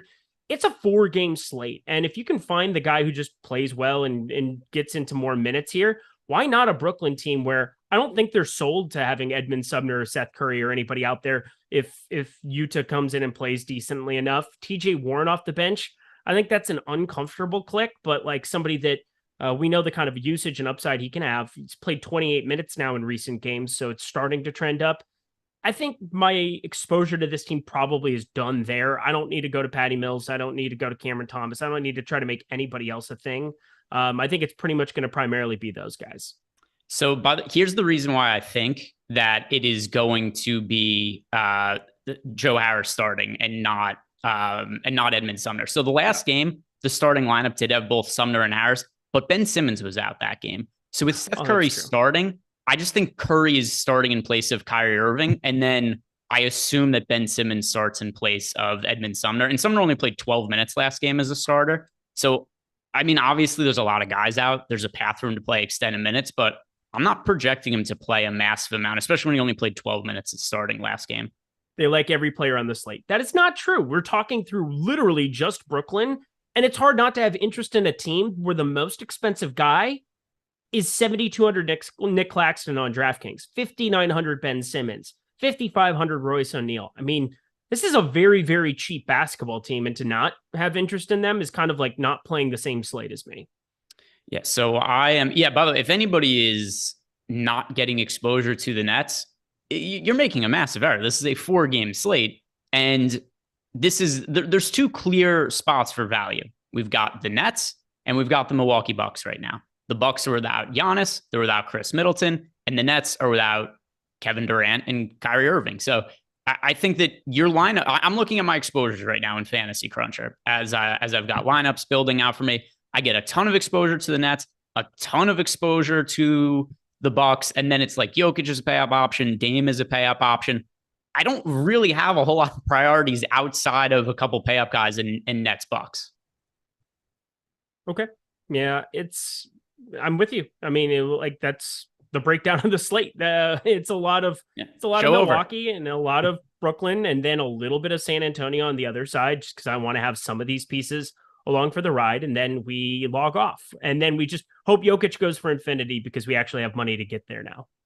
Yeah, and I kind of gave the summary of the slate there 16 minutes in. We've still got to be here for another hour and 14 minutes, so you don't want to spill everything. But I mean, my most rostered players right now are Ben Simmons, Seth Curry, Drew Holiday, Bobby Portis, Joe Harris, Royce O'Neal. So a lot of players from the Nets and from the Bucks. But as we're just kind of wrapping up the Nets here, are there any low-owned guys that you think we should be targeting and maybe we're getting overlooked? Yeah, just at the Nets. I mean, Yuta Watanabe was kind of the first guy. Now I just refreshed. He's up to 20.7% for us.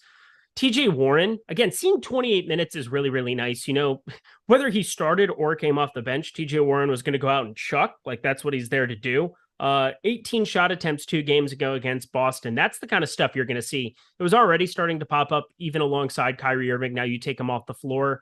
If TJ Warren played himself into 30 minutes, that would be pretty epic if you rostered him at 5,200. He's right around a 0.9 DraftKings points per minute player. I have that rate being a little bit higher, 0.95. We have at Stokastic right around 1 for him, fantasy points per minute. Absent both of those guys, you're able to kind of like variably change the rates in Fantasy Cruncher right now. I think that he's probably the only other piece that I'm looking at there. I'm not going to go to the Patty Mills revenge spot. I saw somebody in chat talk about that. Anybody else there? No. But every starter, and then whomever doesn't start out of Sumner and Harris, those are going to be like the clear-cut priorities for me. And then Watanabe, TJ Warren, just going to show up in some lineups. All right, so let's start hitting on those super chats. One of them is going to be about Patty Mills, but we got some super chats coming in. If you guys are in our Discord channel, if you got questions for myself or Eric, or even the wonderful Jordan Klein, if you got questions for him, throw those into Discord as well. I think we should make that more of a featured part of the program. The Claw 28. The Claw wants to know. Actually, I want to do these in order because a bunch of them came in. I just realized, like, boy, if I just pull up the one that came up on my screen first that I'm looking at right now, it's going to get very confusing trying to order these. So, Pious Devil. We'll get to the Claw as we go through this. I'm going to do these sequentially. Why did Warren get priced up 1K out of nowhere with seemingly no usage increase? Warren, Connaughton, or Simmons, Carter, single entry DK. So as for why he got priced up, I'm not exactly sure because I agree with you. If you just look at his recent production, bro, doesn't really warrant it. But then at the same time, too, Kyrie Irving just got ruled out and it kind of brings TJ Warren into play anyway. But in terms of the players that you just laid out, one side is Warren and Connaughton, the other is Simmons and Carter. Greg, you know the only logical explanation, right? I think they knew. In fact, not only do I think they knew, I think they did it intentionally to rig some bets. I think people were all over the Nets today playing the Spurs. It was the lock of the night, and they called somebody. They called the hitman. You finally came around and understood that the NBA is rigged. It is WWME or WW. What did I say? WWE. I almost said WME and WWE in the same thing. It's a agency. Jordan Klein, shut up. You're fine. You're fine. But I did. So Kyrie Irving calf injury, neither here nor there. But there was a point in time where I got kicked by a homeless man on the New York City subway, and also injured my calf. Is that what happened to Kyrie Irving? Who's to say? But anyway, Warren and Connaughton or Simmons and Carter. Ben Simmons is such a high priority play for me that he's probably going to be the side I go to in any 2v2. So Simmons and Carter. Same. The next question we have here is from Jay. Need help building showdown lineups for Nets Spurs. So I'm going to run some showdown lineups and then I will get back to you on the highest priorities. Now I know off the dome, I'm going to get to a lot of Ben Simmons if I'm building showdown lineups. So I'm going to crunch some showdown Which dome, lineups. though, Greg? Which dome? Third leg, Greg. The one right off. Not your kind. The one right off the noggin. Right off the top of that. So I am going to, Jay, I'm going to circle back on your super chat. I'm going to, yeah, exactly. Tip to tip. Tip to tip. I assume, did you build showdown lineups for Nets Spurs? No, I did not. Okay. So I'm going to upload some projections into there, run some showdown lineups. And then, Jay, after a couple questions, those should be done running. And then I could get back to you about who the highest priorities were. Now we're at the Claw 28. The Claw, he wants to know Holiday or Van Vliet. He is scared of the ownership. It's still Holiday for me, Holiday, celebrate. Definitely Holiday. Yeah. Eric singing may have swayed me in the opposite direction a little bit. But either way, it's so hard to get away from Drew Holiday today. He is so much ownership potentially going to him. No Giannis, no Chris Middleton, it being a smaller slate. So that is going to be Holiday for me. And I'm not going to ask Eric again, or else he's going to start singing. Did you see the wedding singer back in the day? Yes. Not just back in the day, I've seen it recently. Celebrate. Again, it's one of the funniest scenes ever. Love stinks. And how many songs does that guy sing over the course of the movie? I don't know, but give me time to. When's the last time you saw it?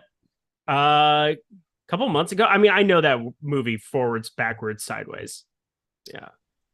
What I think people would be interested to know is, Eric, if you guys have picked up on it, he's seen a movie or two in his day.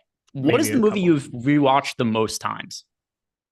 Austin Powers. Wedding Singer's probably up there, but it's got to be rewatched Happy Gilmore. I've seen Happy Gilmore at least 500 times in my life.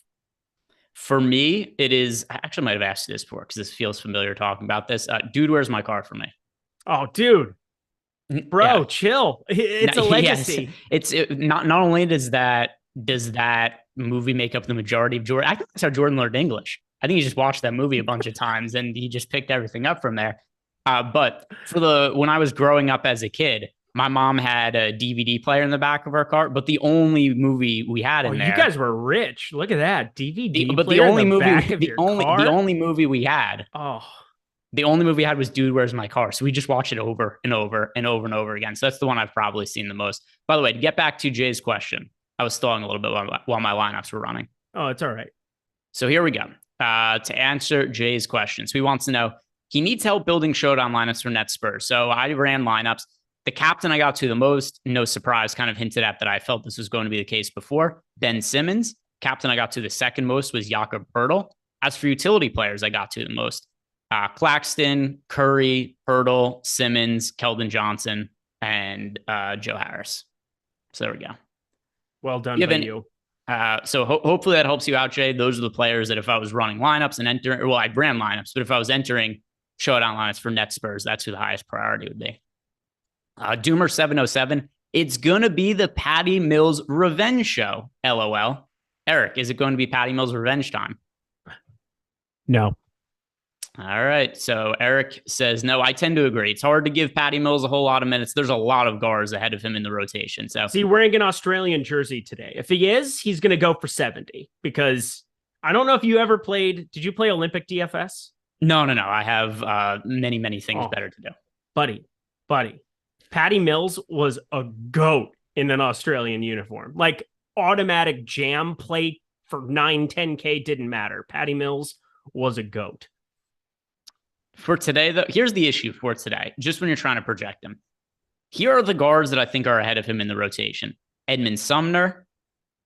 So Ben Simmons, Seth Curry, Joe Harris, Edmund Sumner, I think all play more minutes than Patty Mills. And then ultimately you get left with 10 minutes? Go to Patty Mills or something like that. He's not a great fantasy producer. So unless something crazy happens with injuries or foul trouble, it's just hard for me to project Patty Mills all that well. He's not in my lineups. Seems to be the same for you, Eric. The next question we have is from Malukar. 22 Mo seems like yesterday. Tip to tip feels like fam. Feels like heaven. Feels like fam. It's good stuff. Rinpack also said that, and I don't remember this, but Patty Mills was the same price as Luka Doncic in the Olympics. Think about that for a second. Really? It was the most absurd heat check run for like a year, Patty Mills in an Australian uniform. It was the dumbest thing I've ever seen. All right, let's see. Patty Mills, Olympic stats. So we're gonna see what his actual stats were. In the meantime, it looks like we are caught up on the super chats. I know we've got some questions in the Discord channel as well. If you guys haven't done it yet, do us a favor, like the video, subscribe to the YouTube channel. Now hit on the Discord questions, which if you guys want to sign up for Stokastic and haven't done it yet, we do have a 5-day free trial. It used to be 3 days, but in 2023, we've extended it to 5 days out. So if you guys haven't taken advantage of that, we do have a link below, and you get access to our Discord channel. You could ask us questions. A couple questions that we have had come in during LBL here. First is from Blinky. He wants to know Keldon Johnson and Joe Ingles or Sumner and Anunoby. I prefer Keldon Johnson and Joe Ingles. Yeah, Joe Ingles, this entire Milwaukee situation that isn't Drew and Bobby Portis is pretty interesting. Like, you're looking at Denver potentially not having Jamal Murray, potentially not having Bones Highland, Vlatko Kinsard. You could be looking at the Bruce Brown show at 5,100, and part of me really wants to keep a couple of lineups just available where I'm kind of preloading, locking him in, hoping that news breaks a certain way. But then you're passing up on some of these Milwaukee pieces that are ancillary. And it's weird to say, but like outside of Holiday and Portis, I think Joe Ingles is my favorite play. And so just to kind of like expand on that 2v2, like I just think Ingles at 3,500 is somebody that I'm not going to be passing up. He's cheap enough where even if he doesn't smash, I'm just fine landing on him with where he is salary wise. I'm playing a lot of Jokic already. But the Brook Lopez, Grayson Allen, Pat Connaughton, all between 4,600 and 5,800. I'm kind of bypassing those guys on today's slate. Not sure if you have any opinion on them. Give me the list of players again.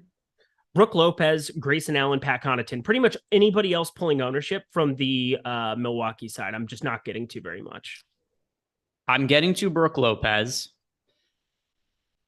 Pat Connaughton, not really. And then, sorry, who was the third one? Grayson Allen. A little bit, but nothing significant. Yeah, Joe Ingles is my favorite out of all of those guys. No, I think that's totally reasonable. And that's why I'm also going to agree with you on that. And also, like I said, I mean, for me personally, we'll see differently if we get the Nets starting lineup and Edmund Sumner is in it. But at least as of right now, I'm not expecting Sumner to play a massive amount. The next question we have is from Just Locks. Top priority for center besides Claxton. Who do you and Eric have the most? Okay, so center. Jokic. And Bobby Portis, if we're going to count. Bobby Portis, Ben Simmons, they're power forward center, so there's that. But like, Jokic is the guy I'm paying up for on this slate because you have a chance of getting that usage to go through the roof if there's no Jamal Murray. And I don't know, I'd pay $13K on a 4-game slate for Jokic without Jamal Murray. And that's not even a salary. I know. I'm saying that I would pay that, and I'm getting him for 12. And he's also 11.5 on FanDuel. Looking at the lineups I have, it's so the two players I have the most exposure to that are center eligible are Ben Simmons and Bobby Portis. But if you just mean guy who is just a center, then it is Nikola Jokic for me. And, you know, one thing that Eric mentioned that is going to be pretty key there is that we have this injury situation with the Denver Nuggets where Jamal Murray's questionable and Bones Highland is questionable. So just while we're on the talking point of Jokic, and you mentioned Jamal Murray potentially leading to, if he's out, it could lead to more usage for Jokic. What happens with the point guards if neither Murray nor Bones Highland play?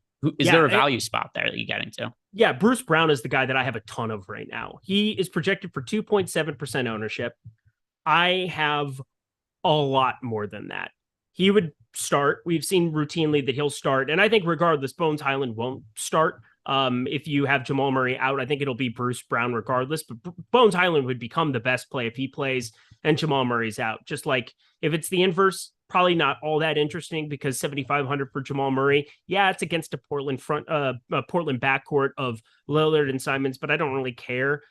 Bruce Brown is the guy I just have preloaded. He's got shooting guard, small forward eligibility, which again, now we have Seth Curry. We have a lot of those Brooklyn pieces that we can rotate to that do have small forward eligibility, but like, how could you not love getting to Bruce Brown? Have you seen a couple of these starts? I mean, we see 30 minutes routinely. The assist rate goes way, way up. He was starting playing mid-30s minutes almost every single time out.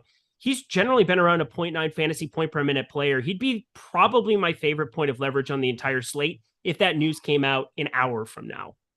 I've got Patty Mills stats, by the way. Oh, I'm ready.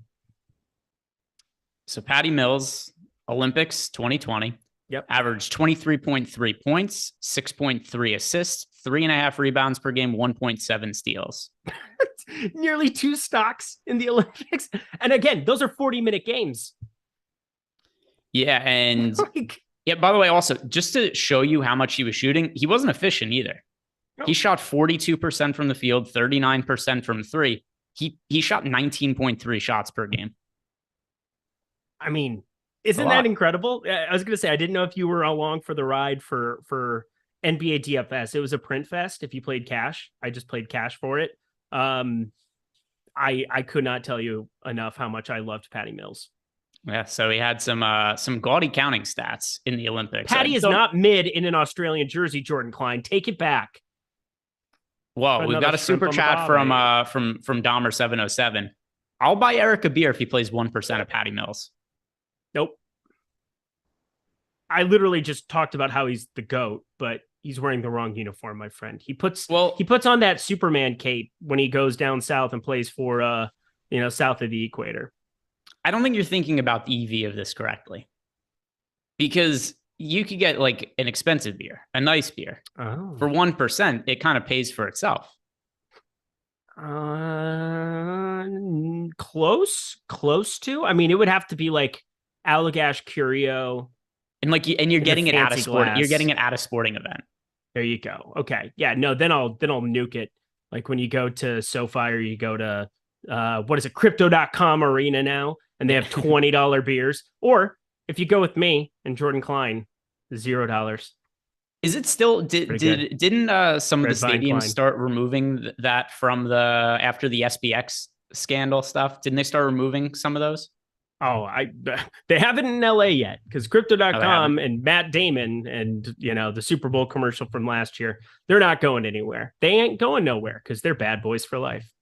I think by the way, with my hair, I was in New York the other day. I thought people were going to think I was the SBX guy, and they're going to start yelling at me.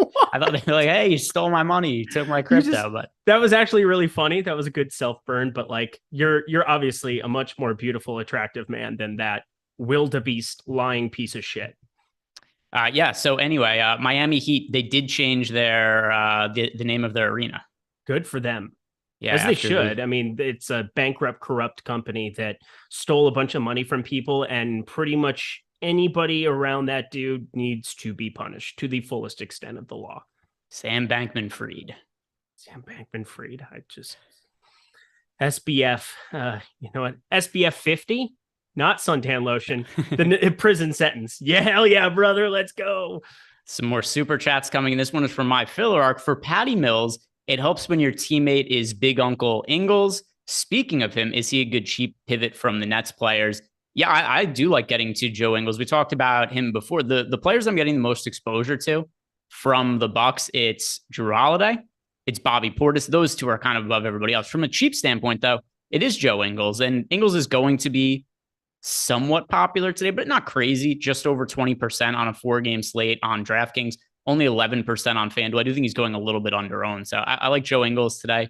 I know you mentioned him before as well. Do you view him as a good pivot off of Nets value? Yeah, I have a lot of Joe Ingles. He is my third highest Milwaukee Buck. I have 34% of him. I'm pretty happy to be playing him regardless of what happens with Denver. Mainly because I don't know who's like cheap on Denver that I would actually want to play if there's no Jamal Murray and Bones Highland. Like, Vlatko Kinsar is actually questionable too. I don't want to play Davon Reed. He's just so bad from a fantasy perspective.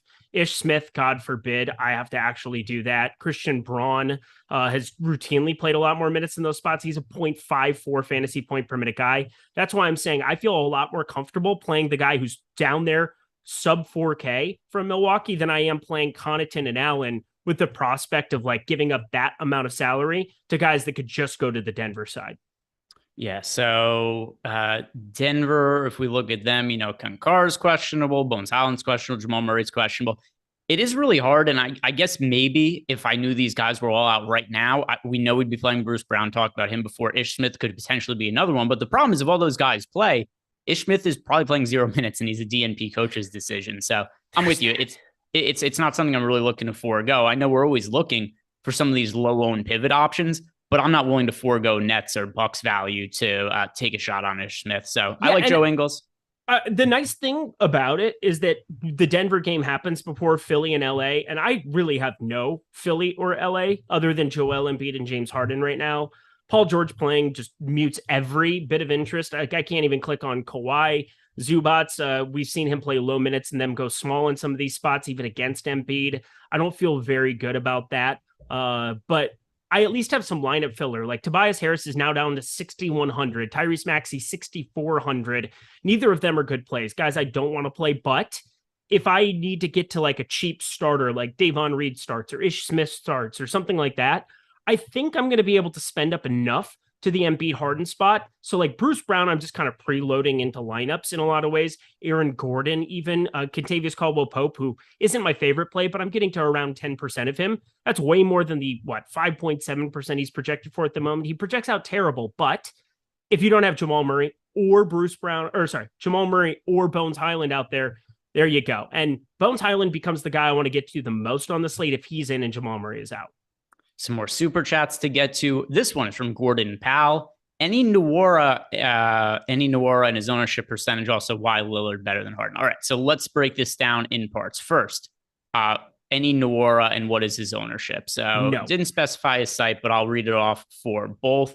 Jordan Nwora is projected for, is he even in our ownership projections? Yeah, he is, but he's like, you're basically saying I expect a blowout here, and it's a 1-point spread. Like Jordan Nwora has to come in. He might get a rotation like the end of the second quarter or beginning of second quarter there. We have him in for 8 minutes. The major point of differentiation here, like what's changed, Grayson Allen is just going to play more and more and more here. Let's see. He has gone 22, 29, 13, 27, 32 minutes. So at the same time that he's kind of started to get ramped up, you have Javon Carter there, George Hill. There's just a lot of iterations of guys who are going to play like 8-10 minutes. Maybe Nwora comes out, gets the hot hand, whatever, but he is at power forward.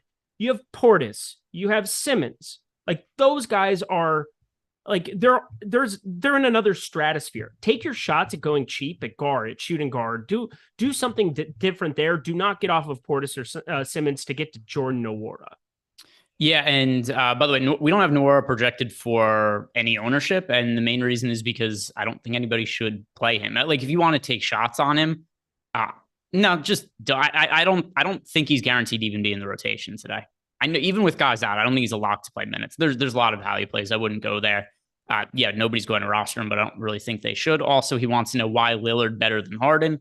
So I have Lillard projected better than Harden, and he's cheaper. The one thing working in Harden's favor is that he's multi-position eligibility, but still, it's going to be hard for me to get away from Damian Lillard when he's $500 cheaper on BK, $600 cheaper on FanDuel, and I do have a higher fantasy point projection on him. So I do prefer Dame to Harden.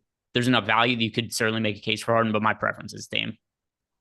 Somebody's like, oh, Nwora, go off now. Who cares? Like, I will live and sleep just fine tonight if Jordan Nwora goes off after we said that. Like, we can't be afraid of stuff like that. We kind of make jokes about it from time to time where it's like, oh, well, now he's going to nuke the slate. But, like, who cares? He's a terrible play. Yeah, I mean, how well I sleep is totally dependent on what substances I take before going to bed. So, but it doesn't depend on Jordan Nwora. Yeah, baby. Doesn't matter. Jordan Nwora plays no factor in that. Me too. Chocolate milk, of course. Yeah. Yeah, that would not. I would be up all night with diarrhea if that was the case. That would not help me sleep well. Oh yeah, no, that's very lactose intolerant. Bad for you.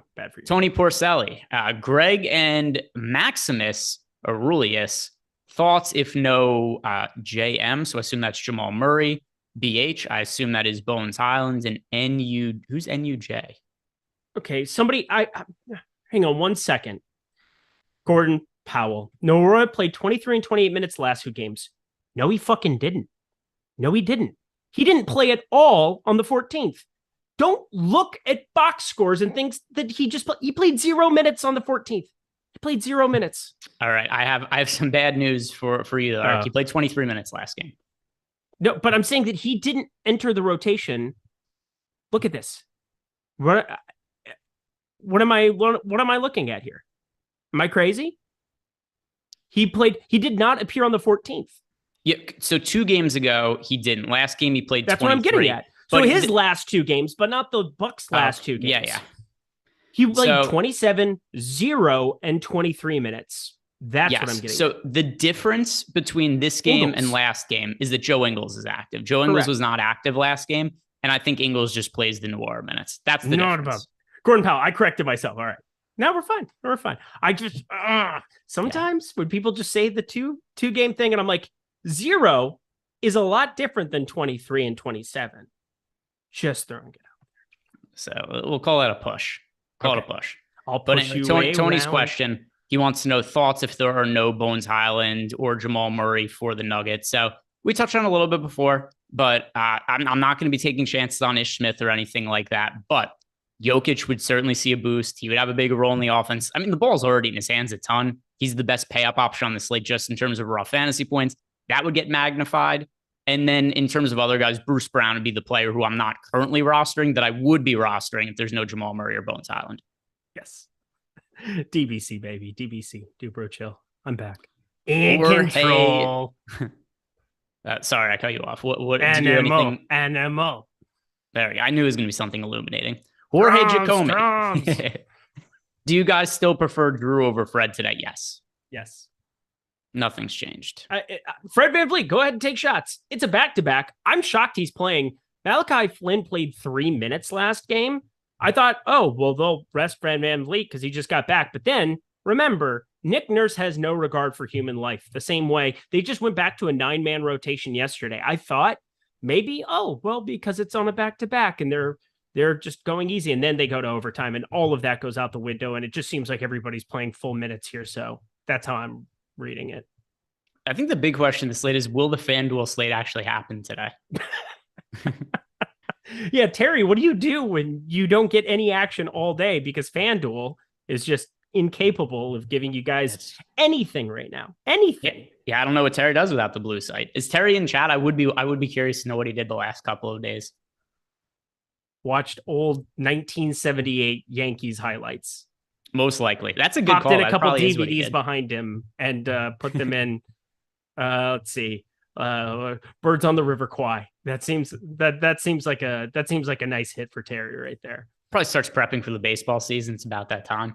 It is about that time. It's NFPC, right? It's that time, baby. He's got it. I'm sure there's probably some waivers in the deepest dynasty league in the history of fantasy baseball. I just got sniped on the Aroldis Chapman comeback season. I was going to get him as my last pick. Somebody else took him. I really need Terry to post in chat. I don't know if he's here or not. Yes. All right. My friend Terry. Our next super chat we've got from Aaron Kirkcaldy. He wants to know Ingles and Curry or Warren and Harris on FanDuel. That is Ingles and Curry for me. Ingles and Curry for sure. Roll Tide. HMD last minute on DK. Boucher, Achua, or Sumner. I mean, Sumner amongst those guys, but I don't think any of them are. We're still waiting on that. Net starting lineup never came out, did it? You know who I'm going to roster out of those guys? Precious Achua. Ugh. Why? Why? Can you mute him, Jordan? Can I mute him from my computer? Where are the settings? There we go. All right, he's muted. It's the word. By the way, the last 6 months, I've had ups and downs. Some stuff hasn't gone my way. This is the worst thing that's ever happened to me my entire life. Is whatever that joke was. It's the worst thing that's ever happened, maybe to anybody in the history of the planet. I'm going to say Edmund Sumner, but I don't really love any of those options. Roll Tide. I don't love any of them. Let me see if I can find somebody else for you. So I assume this is a flex spot that you're looking for, and the salary, what, 3,400 you have to spend then if you're talking about Edmund Sumner? Yeah, 3,400. Oh, well, you could go up to 30. Okay, so 33, 35. So you have 3,500 to spend. My answer is Joe Ingles. If you already have Joe Ingles, then yeah, God damn it is Precious Achua. If you already have Joe Ingles, then the answer is Achua. But play Joe Ingles over him. The next question that we have here is from, and by the way, Jordan, just leave him muted. I don't care that he's talking and nobody could hear him. All right, God damn it, he's back. That answers all the super chats, but we've got some more questions to hit on in the Discord channel.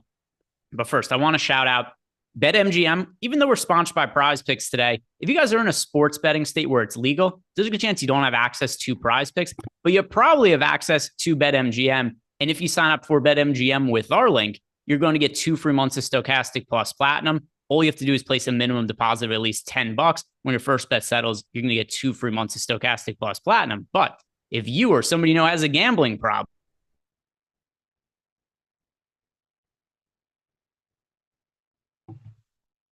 oh no, in the Discord, this one is from Bloopy. Bloopy wants to know what just happened.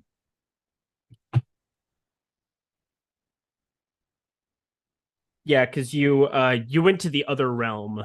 You went to the shadow realm, the Matrix. Well, I was trying to tell people what to do if they have a gambling problem, that they're supposed to call 1-800, call or text 1-800-GAMBLER. And then apparently one of the people with gambling problem is Zoom. And they're like, no, we'll hear none of that. And it cut me off. So where did I leave and come back? Oh my God. Well, I just read it again. So I think we're good. All right. Well, apologies for that. I don't know what happened. Anyway, more questions in our Discord channel. This one comes from this. By the way, that's the first time I've had to do that on the show, where I've had to give out the phone number and it immediately cut me off. I don't know what that's supposed to mean. Miami highlight: best pivots from Milwaukee and Brooklyn chalk on DK. If you had to play a cheap option who was not from Milwaukee or Brooklyn, who would you go to, Eric? It would probably be, so how cheap? Like what price range? Just any value play. Bruce Brown Jr. Okay. And do not play Bruce Brown Jr. if you don't have Jamal Murray and Bones Highland out. It would be Bones Highland if Jamal Murray's out. If they're both in, then sorry. I mean, for large field tournaments, take a shot on them and you just hope the news breaks your way. Totally makes sense. And then also, I don't even know what to do with that. We've got Paul George listed as questionable. I just hope he plays, because that's basically impossible to plan for. Yep, impossible. And that's why I'm just like preloading lineups with Denver, and hopefully I get that news and I'll be able to react to a bunch of stuff. But like the Clippers would be super, super, super unappealing if you don't get, super unappealing if Paul George plays, but then I will be playing Philadelphia guys by necessity, Denver and Portland guys by necessity if I get stuck with it. But like, it's only 4 games, and all of the Brooklyn pieces, you're getting no leverage off of any of them. You're not even getting leverage, really getting Joe Ingles into your lineups right now, for God's sake. So like, I need to find ways to get different. The easiest way to get different and not crazy is just saying, hey, if Jamal Murray, who's questionable, if you make that a 50-50 and he sits, I have the nuts preloaded in lineups, especially if people can't get there the way that they would probably want to get there if that news comes out after the Brooklyn-San Antonio game starts. All right, so we've got Shane Daly left us a super chat. I don't really know that he knows how the fuck, marry, kill game works, because he said, actually, no, here there is a, Madoff, Epstein, or SBF for an F, marry, kill. But this is tough. I mean, you're killing all 3 probably. Well, I'm marrying Madoff because I would be the best off financially in that scenario. Right? Yeah, no, you got to kill the guy who, I'm going to kill has to go. I'm going to kill the guy with the, I definitely don't want to have sex with any of them though. No, I really don't. Yeah. But the closest thing I can get to the Greg Ehrenberg experience is probably SBF. So that's true. You can turn around from behind. You can pretend it's me if you're just looking at the hair. Oops. Sorry. I didn't see it there. And then that's so messed up. What's wrong with us? As for I'm just trying to listen. This is Shane Daly's super chat. This is what came from his mind. Then the other part is Dame or Harden. So there's a basketball guy. See, I just read it as F, marry, kill, Dame or Harden. And I was like, oh, well, it's only 2 of them. You can't do that. And then I saw the first part. But I prefer Dame to Harden today. Same. But here's the thing. Dame's really popular. I don't know if I like him that much. Let me look at my lineups again. Because, yeah, Seth Curry. Did you see what we're projecting Seth Curry for ownership-wise? Yeah, a lot. Have you seen 72% hung up next to a name all year long? I don't think we have. We've had some crazy ones on small slates. All right, I do have 28% Damian Lillard, but like I was getting like no Damian Lillard when this show started. I'm trying to think I don't even remember what my lineups looked like at the top. I think I just have more money with Seth Curry. Are you still playing a good amount of Edmund Sumner? We don't have the starting lineup yet, do we? Unless it came through in the last few seconds. I didn't think we do. So TBD is probably the right way of saying it. Yeah, I still don't think he is starting, but that game, if he does, I'm playing tons. If he doesn't, I'm not. I think that's probably the same feeling most people have about him right now. I have more Yuta Watanabe than I do Edmund Sumner at the moment. Same. And also, by the way, one of the reasons you guys should stick around for the 30-minute post-lock show, where Eric and I were going to look at NBA Bet Pro, which has been massively profitable, and also 1 week free access by clicking on the link below. But we're going to go through that. We're going to find some prize picks bets that we like, some other bets. So yeah. So the reason to stick around, in addition to the Nets starting lineup, which is going to have to come out at some point eventually. The Nets are going to have to tell us who's starting. So stick around. All that in the 30 minutes after lock, which is rapidly approaching. Some other questions that we have in the Discord channel. A bunch of them coming in, so I'm going to try to read these off as quickly as we can to make sure that we get to all these. Hurdle and Allen or O'Neal and Hart for DK Cash. I don't like any of those combinations for Cash, from being honest. Hurdle and Allen? Or Royce O'Neal and Josh Hart. I think you're playing Royce O'Neal, but you're not playing Josh Hart. Like, if it has to be one of those combinations. Cash is so hard today because, I mean, again, in tournaments, it's so easy to say, you know what, I'll just leave it up to, whatever happens for Denver, Portland, and have Denver show up, and that would be really good. I can react to the Clippers thing, but like in Cash, I think so. Seth Curry, stone cold lock beyond lock. Ben Simmons, stone cold lock beyond lock. I think I go to the Royce O'Neal side of it, just in terms of projection, but like I feel like I still. Because I thought about this earlier, like sometimes you try to like build out what the optimal lineup would be or something. Like for me, it's just very fluid based on what happens with Denver. But I think in Cash, you're probably just jamming early stuff. I'll go to the second one, but like Pirtle, I think does actually make some sense to play at 6,200, even if that doesn't seem like yeah, I think I would play Pirtle in Cash too. It's weird. I like 3 of the 4, and the one I gave you is the one I don't like with Josh Hart. So maybe I have to go to the first one. Yeah, I don't love either of those combinations. And what's also tough about Cash, kind of back up what you said before, and I don't want to get too hung up on this because we only have a few minutes to go into a lock, right. But is no matter what lineups I'm looking at, my top projected lineups, all of them feel like they're missing 1 or 2 guys that I'd want to play in a Cash game. Yep. I agree with that. I mean, Simmons, Portis, Drew, and Seth Curry. Those are 4 of your 8 spots on DK. Fill in the rest. The next question we have here is from Duck Duck. He wants to know, what is the perfect number of nets in your eyes? 3 or 4? That's most of my lineups at 3 or 4 nets. Yeah, pretty much all of them have 3 or 4 for me too, and could turn into something ridiculous here based on the starting lineup. Hannah Banana wants to know, what are our thoughts on Embiid instead of Joker? Everyone seems to be playing Joke. I have a pretty decent projection gap between Embiid and Jokic, and there's potential for Jamal Murray to be ruled out. So my lean is towards Jokic. Yeah, I'm definitely on the Jokic side.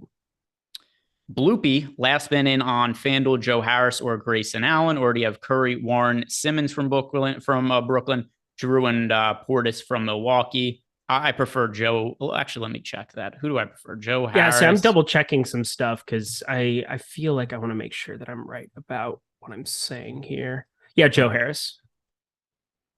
Yeah, that is Joe Harris by like half a fantasy point from you over Grayson Allen. It's very, very slim. Next question is from Big Dream. Big Dream wants to know, how much more expensive would Ingles need to be on FanDuel for him to be dead to you? Okay, so what would the price point have to be on Joe Ingles for me to not play him at all? On DK, I wouldn't play him at 4,200. That's a weird thing to like say off the cuff as I'm looking at him, but like just in terms of looking at his projection for today, like how am I arriving on that conclusion? It's basically saying like Joe Ingles is what 7x, but he's averaging like 20, 40, 4,100. I probably would have to think about it. 4,200. I'm probably not playing him very much, and it would also have to depend on ownership. By the way, it's another weird question. Yeah, that's also hard. The more expensive he is, the less owned he would be. Anything over 5,000 on FanDuel would give me pause. I mean, his price point. I mean, it also doesn't matter because his price point is $4,100 on FanDuel. There's no scenario you're playing him at a different price point. So it's maybe wasted energy to put too much thought into it. By the way, Paul George said that he'll play. Perfect. There we go. Now we definitely don't Jinx, have to worry you owe about me it. a Coke, baby. Sam Cassell Dance, favorite value shooting guard on DK besides Curry, and are there any value contrarian options at shooting guard? So, value shooting guard, the one I get the second most of is Joe Harris. And actually, Joe Harris I like Joe Harris if he's going to start. But again, I still don't know for sure. Can't really call him contrarian, though, because he's still picking up ownership. Not nearly as much as, he's 28% owned, whereas Seth Curry's projected for 72% ownership. But does it have to be shooting guard of any kind or shooting guard at a certain price point? Contrarian value. So I guess we're talking. Bones Highland sub 5K. If he plays, you jam him.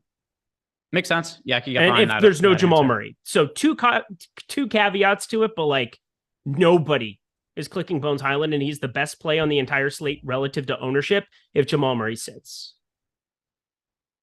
Just make sure that we didn't. Oh, here's super chat from Pius Devil. Simmons already in the lineup. Claxton or Portis at utility. Portis. Is there any more super chats? No, I have them just for the note. I was looking at it earlier because I saw that question come through. 4.5 fantasy point difference between the two. Next question is from Minor Matt. He wants to know Watanabe and Lillard versus here we go. Watanabe and Lillard versus Van Vliet and Warren. That is Watanabe and Lillard for me. Yes, same. But again, Lillard. I didn't even think about Lillard. Now I just kind of have the money to get him. So there you go.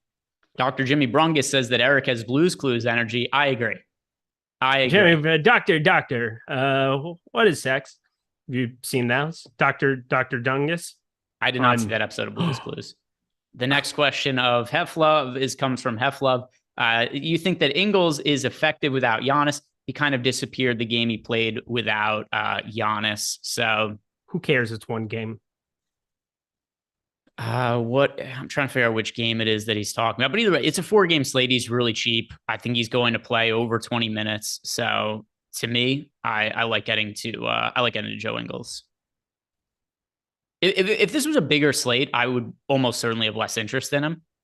And it's not like I have 80% of Joe Ingles or anything. I prefer Nets cheap guys, but just because of the amount of players that are Giannis being the primary one out for the Bucks, I think he's looking at extended minutes. So I still think he's somebody to play. Steven Leibowitz wants to know Sokan and Joker or Porter Jr. and Embiid. I prefer Sokan and Jokic. Yeah, Sokan and Jokic. Let me click on my CSV, make sure I uploaded the right one. I got to double check my NHL lineups. There we go. My God. Oh, Matt Murray already got scored on. What a dumb. Lippy, I'm getting a shit ton of bucks in my lineup. So would you make a rule to limit it to, say, 3 per lineup? No. Yeah, no, I didn't do anything for rules today other than make sure I don't have 6 nets. That'd be good. I don't have very many lineups with more than $3. I only have a few of them, but I don't want to make it like a definitive no on that where I don't have any of them. So I wouldn't do that. Eric Lindquist. That's a weird one.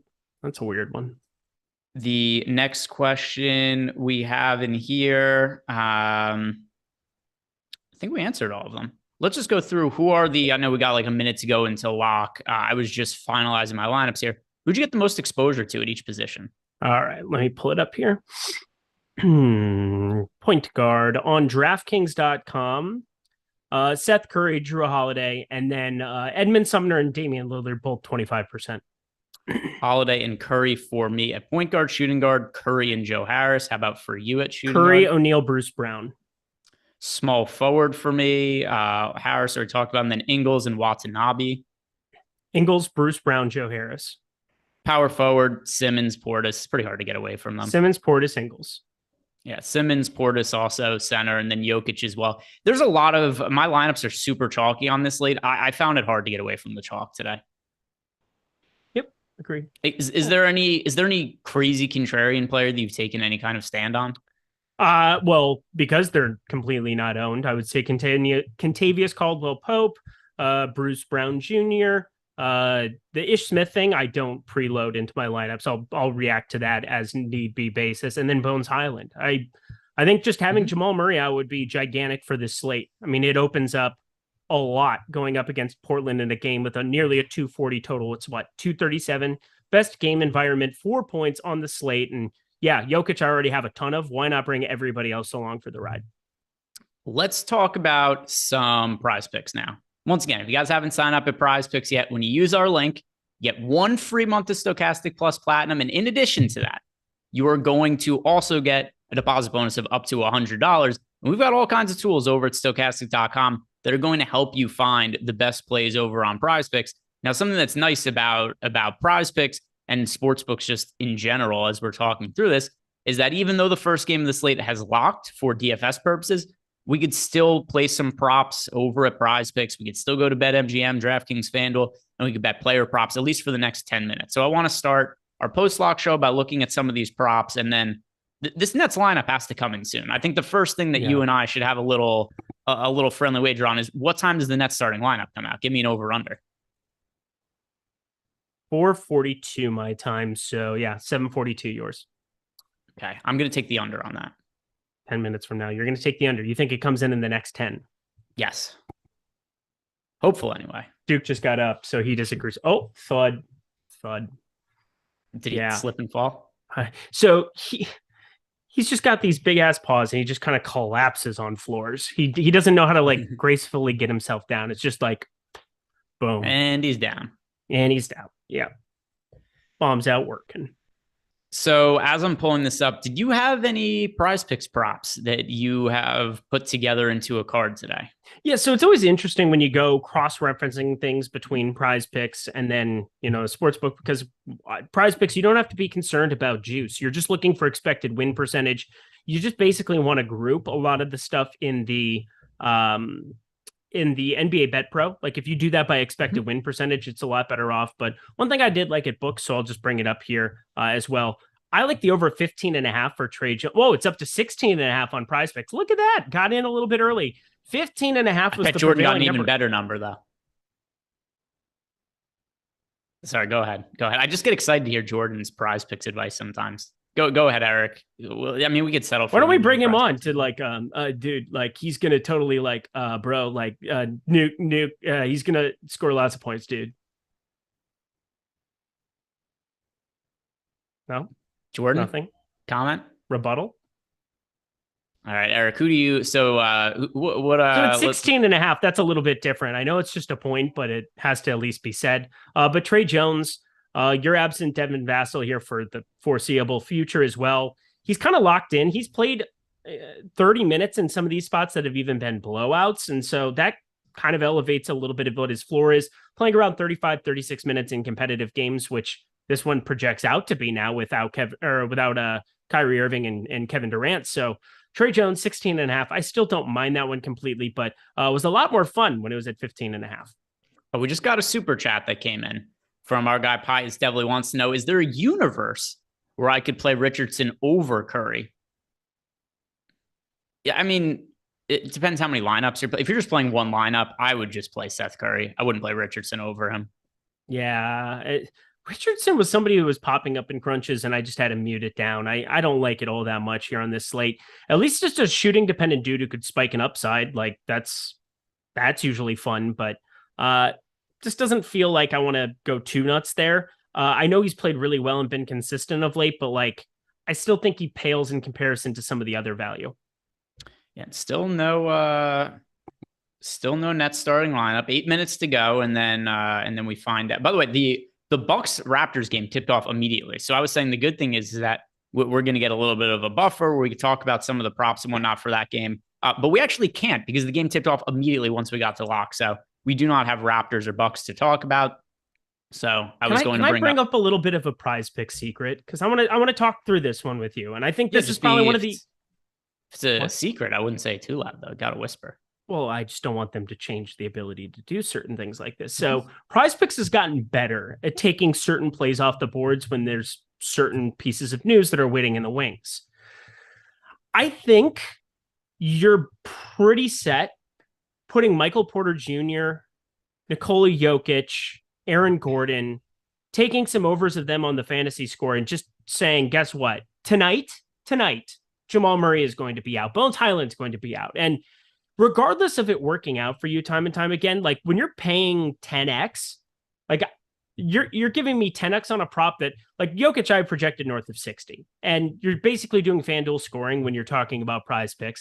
Michael Porter Jr., I think it's pretty close to efficient. He'd probably be on the border there. Aaron Gordon too, where it's like, I would need both of those pieces of news to land where I kind of keep that spread intact. I think Portland, without Jamal Murray, without Bones Highland, like they're at the forward spots. There's a reason that they don't have guards listed there. That's for sure. But I've been thinking about just game stack situations here. And you get these spots now where it's 25x.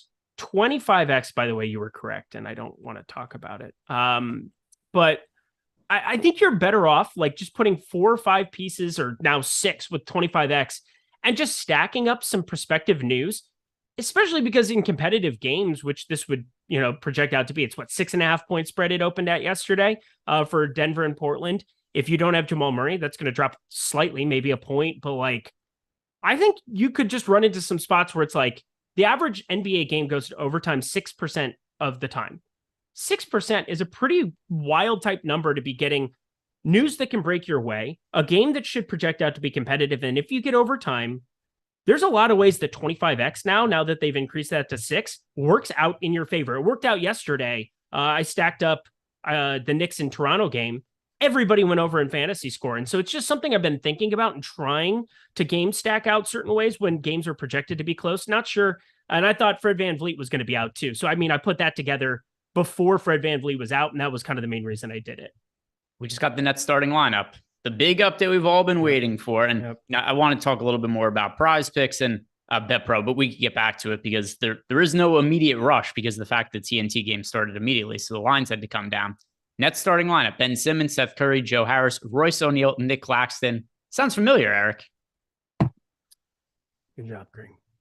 Ben Simmons, Seth Curry, Joe Harris, Royce O'Neal, Nick Claxton. God, Greg, you're so smart. Oh my God, Greg. I can't believe how good you are at this.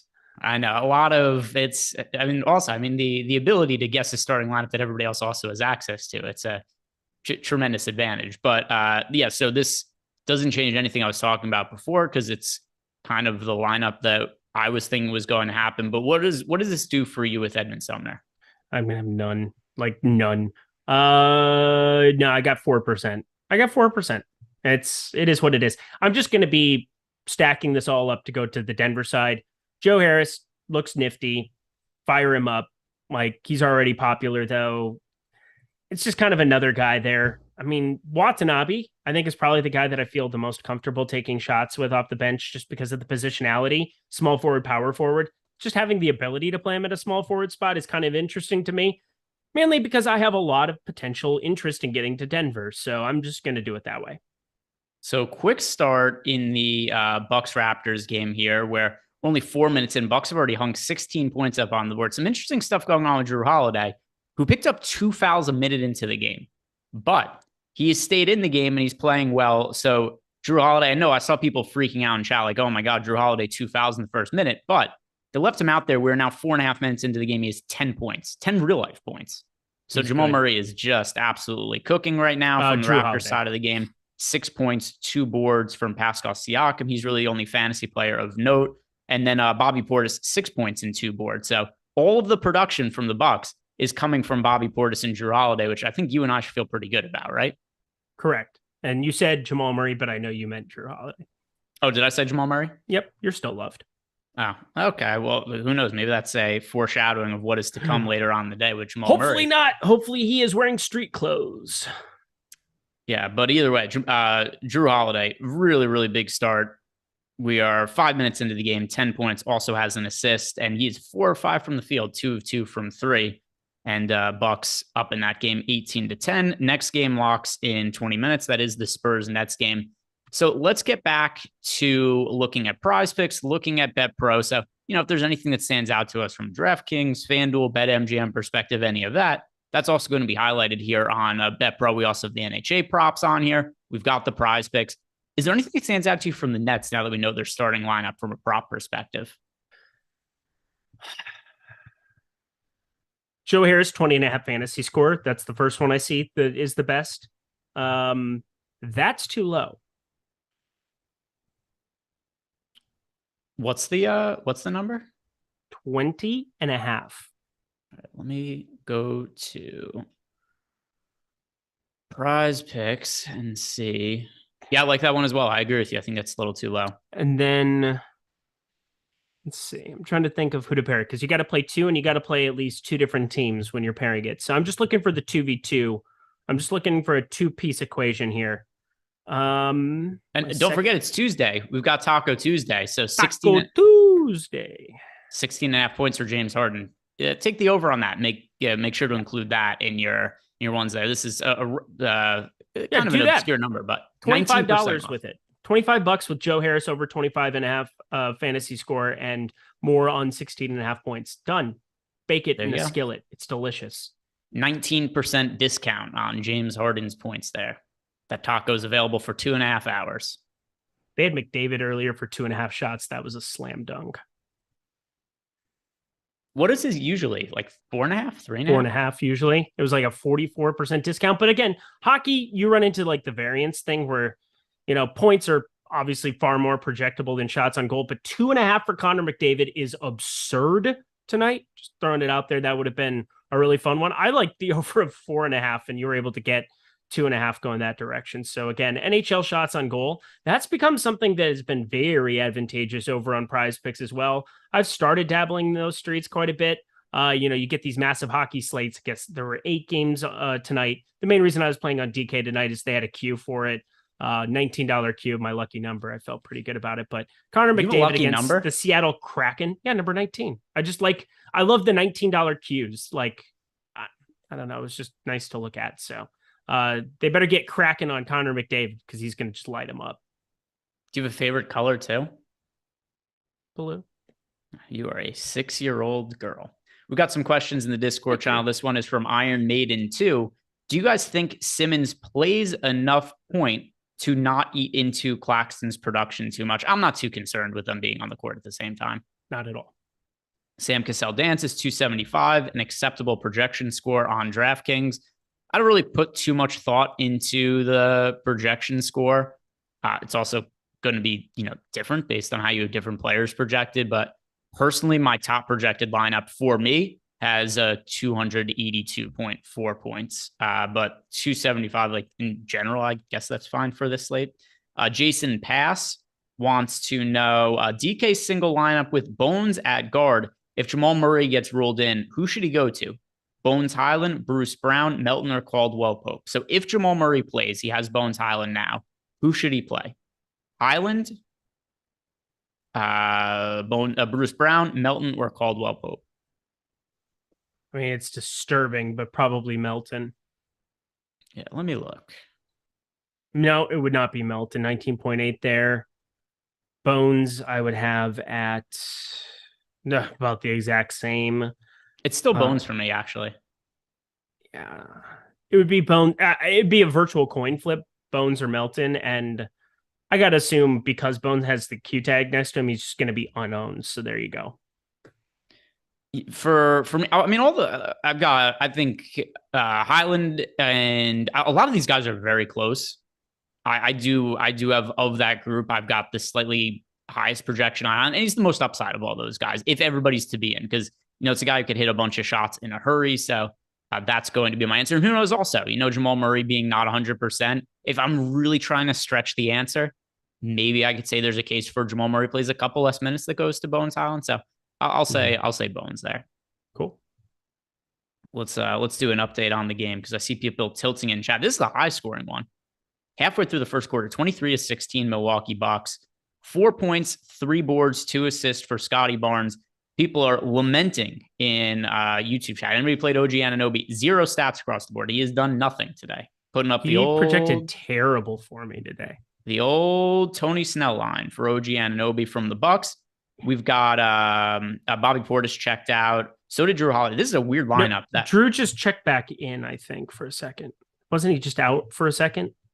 Javon Carter came in. Yeah, Joe Ingles came in for Drew, and a minute and a half in, they just brought him back in. By the way, first minute of the game, Joe Ingles 2 assists in a minute. Fucking love that man. Feels Jingle good. all the way. Feels good.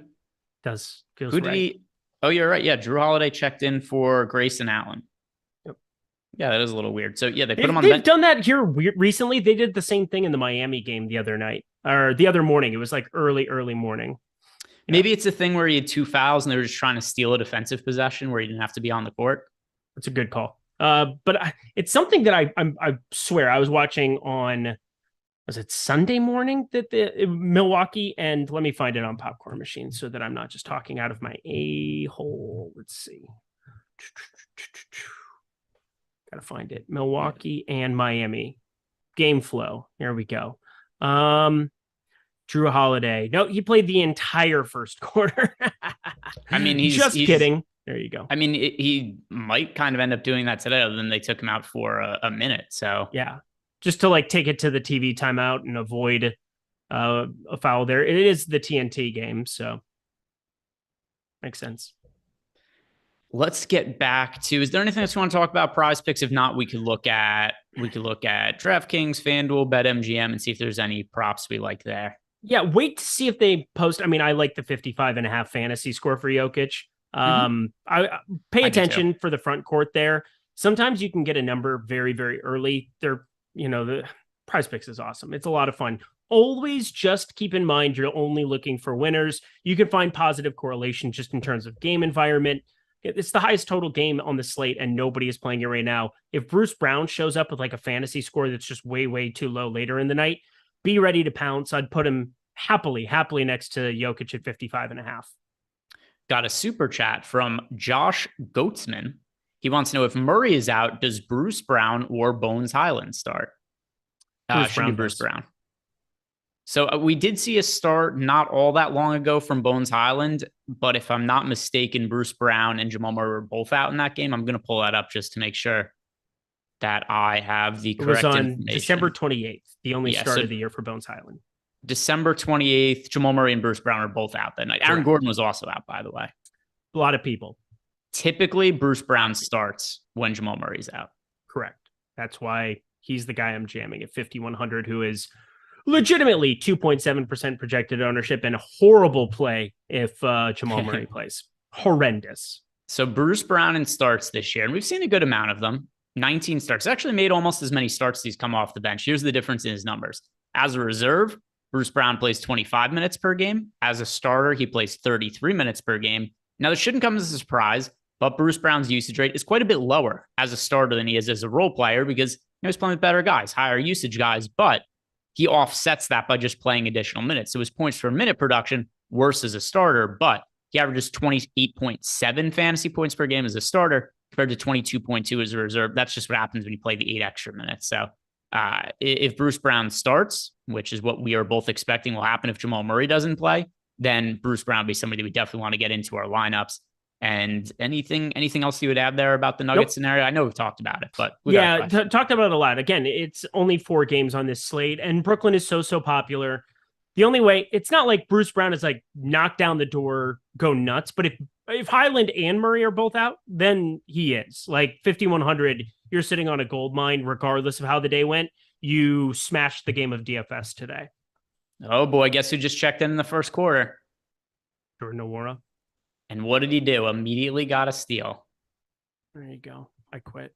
Okay. Oh, thank God. But by the way, either way, Joe Ingles is off to a solid start here. 3 minutes for Joe Ingles, 2 points, 2 assists for him. So Feeling pretty good about Joe Ingles as a value option there. What does ownership end up being? Feeling great. Feeling great. Feeling good. What does ownership end up being? I'll pull it up in the $15. Yeah, that's we have all the time in all the land. Actually, that's not true because I've been working on my betting stuff for tomorrow, and I need to do more of it. Let me see. Gotham's Reckoning. Here we are. Drew's up to 14 there. Jingles ended up 27% in the $15 on DK. Seems about appropriate. You look at the boom bust tool. Yeah. Let me see where he ended up there. Yeah, I mean, we had it covered perfectly. Our data team, I will say, they've been just ridiculous the last 2 weeks. They've been ridiculous for a long time, but like the last 2 weeks, they have been absolutely all over it in terms of updates, in terms of getting everything updated on the minute and being pretty dead on with ownership. Like, it is very difficult on a 4-game slate to come this close on everybody. And like, I think we had like everybody, like Drew Holiday, we had projected like on the dot 54%. But Shane Daly trying to get us fired here because he left us another F Marry kill. This one is Pam Anderson, Carmen Electra, and Jenna Jameson. First of all, Shane, how old are you? It's the easiest one ever. Also, dude, he's speaking my language. I'm a little bit older than you. Let me just tell you, you marry Pamela Anderson, you take her home, you treat her right. There's no doubt about it. That's the easiest one ever. You absolutely killed Jenna Jameson, no offense. And then Carmen Electra, I don't know, Dennis Rodman. It's like, yeah, see, that's tough. I mean, same, but they all have that issue. Yeah, but like Tommy Lee, what's the issue, Craig? Hot dog down a hallway. No, it's like, how could we compete? Right. And the other thing, immediately though, Craig. Yes. So I'm saying, either way though, Jenna Jameson, she gets the axe, if nothing else, because she was how long was she with Tito Ortiz, who might be the dumbest human being on the planet? With all due respect to some of the other people who I see on Twitter, Tito Ortiz is incredibly stupid. Also, The Last Dance, we're pretty sure Carmel Electra still got it. Like, she's still a dime that's top of the line. Oh, that's a good point too. I don't know how old any of them are or how they've aged. Oh, buddy, she has aged gloriously. The internet broke during the pandemic when The Last Dance came on and she was there. Absolutely. Right. Pass on Pamela. Please get off my lawn. Absolutely not. Poker Pro, that's why you spell your last name with a K. I spell mine with a C for correct. I think I'm going to marry Carmen Electra and we're going to kill Jenna Jameson. So a little bit of a mix up from you, but we're kind of on the same page. Yeah, we're both killing Jenna. Sorry. Probably a lovely person though. Yeah, I mean, the absolute deal breaker for me is the Tito Ortiz scenario. Yeah, it's not ideal. Another super chat from RaceFan22. This one's a little more tame. SoCan or Joe Harris on DK? Joe Harris. Joe Harris. That's a much easier decision. Yeah. SoCan Sam. Decision. Do we get any more questions? My God, Matt Murray gave up another goal. What is this dude doing today? Not much. 3 goals. He just gave up 3 goals to Florida in the first. Is that what you're rooting for or against? Against Matt Murray. What are we doing, bro? It's 3-2 at the end of the first in Toronto. Son of a biscuit. This is why you don't play hockey. Is there? Hellebuck. So you two, oh my, Jordan gets so many text messages today. I don't know which of the ladies on the F Marry Kill is texting Jordan, but his phone has not stopped going off the entire night. What is the other? I don't see the other super chat, Jordan.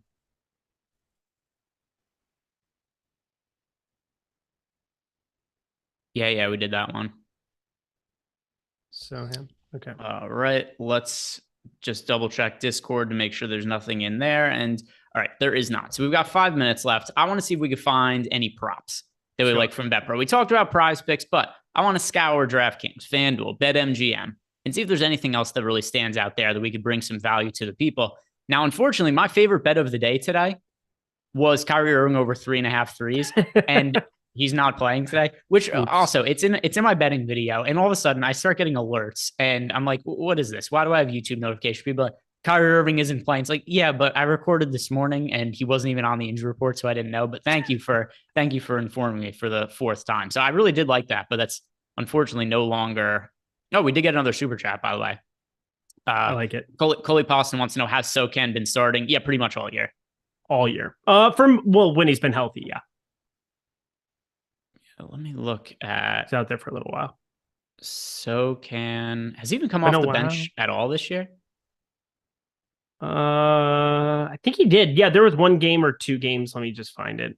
Now I have to bring it up. All right. Yeah, so this year, there were 3 games that he played that he did not start. It was like beginning of December. I remember that. Oh, he's coming off an injury. So yeah, I remember now. So he had a quad contusion. This was when somehow him and Jakob Poeltl got quad contusions within 2 minutes of each other. I know because on that one particular slate, they were both off to, Poeltl was off to a really strong start. SoCan was like okay at that point in time, but Poeltl was crushing against the Lakers. I remember this vividly now. And he's modestly owned. He's my most rostered player on the entire slate. He's got like 28 fantasy points in the first half. And then him and SoCan, who are 2 of the most rostered players, get quad contusions like back-to-back possessions, and neither of them played for an extended period of time. How that ties into this with SoCan starting is he had started the entire year up to that point. Then he misses 2 weeks or so, comes back, plays off the bench for a couple of games, has another game where he plays and starts, plays 16 minutes. And then eventually they kind of ramp him up to play normal minutes. But by and large part, he has started and played regular minutes this year. So nice having Joe Ingles back. Is Joe Ingles just jingling like crazy? Oh yeah, 8-2. How you doing, Daddy? Is that what you call him? I don't know.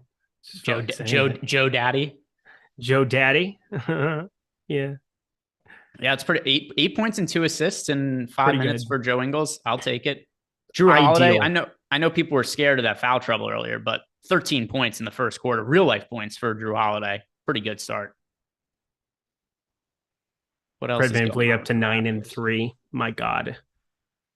Yes, we did get another super chat from Chard Razman Porzingis, Brown and Jones, or Joe Harris and Keldon Johnson. Trey Jones, who? As of right now, I have to say Joe Harris and Keldon Johnson. Yes. I like Joe. I'm going to regret not saying Bruce Brown if we see Jamal Murray get ruled out, but I like Joe Harris quite a bit for this slate, and I think Keldon Johnson's a viable option. And the other thing too is I have a bunch of Nets exposure, so it also just kind of, and I assume you do as well, Mr. Porzingis. So it just makes sense to have some Spurs run back in there. Yes, sir. Although I guess Jones on the other side also Spurs, but Joe Harris, Keldon, make it a little bit deeper of a game stack. We've only got a couple minutes left here, Eric. Is there anything that we've not touched on here that you want to bring up that we've overlooked? I think we did a pretty damn good job. Hit the like button, do all the nice things to make us feel the warm and fuzzies and feel properly appreciated on this lovely Tuesday. Trying to give you guys free information on the youtubes.com in every way, shape, and form that we possibly can. We gave you Joe Ingles. We gave you Drew Holiday. Hopefully, we gave you Smash Fest here with some of these Brooklyn pieces. And hopefully Jamal Murray sits his ass down on a bench tonight. How big is tomorrow's slate? We've only had 4 games. 9 games. I already started. That's not too bad. It's not too bad. I'm so tired of looking at basketball today. Have you done a lot of looking at basketball? I've done a lot of looking at basketball. Also, it was nice this morning. If you guys want to check out something new, I started a PGA video on demand for all of you at Stokastic. Check out I'm giving you guys a first look where I'm breaking down what Jordan Klein. What are you talking about? Did Jordan edit it? By the way, Jordan, your headphones look incredibly stupid with the way you're wearing them right now. Absolute idiot. So anyway, I'm doing a PGA VOD. I'm going to talk very slowly and precisely to appease Jordan Klein above all else, but give you guys a first look at the American Express 54-hole cut. So 54 holes, playing 3 rounds. You're playing La Quinta, you're playing the Nicholas course, and you're playing a PGA Stadium course for 2 of those. I'm going to be going to the event this weekend. I'm going on Friday, Saturday. Ooh. So definitely excited to go watch a little golf live. Very much looking forward to it. So give that a look. I'm going to be out there Friday, Saturday, sweating my lineups live. Yeah, Mr. Guy says Joe Daddy named that MMA fighter. Is Joe Daddy Stevens. I know who Joe Daddy Stevens is. All right, that is going to do it for us today. If you guys have not done it yet, like the video, subscribe to the YouTube channel. Thank you guys very much for watching. We'll be back here tomorrow.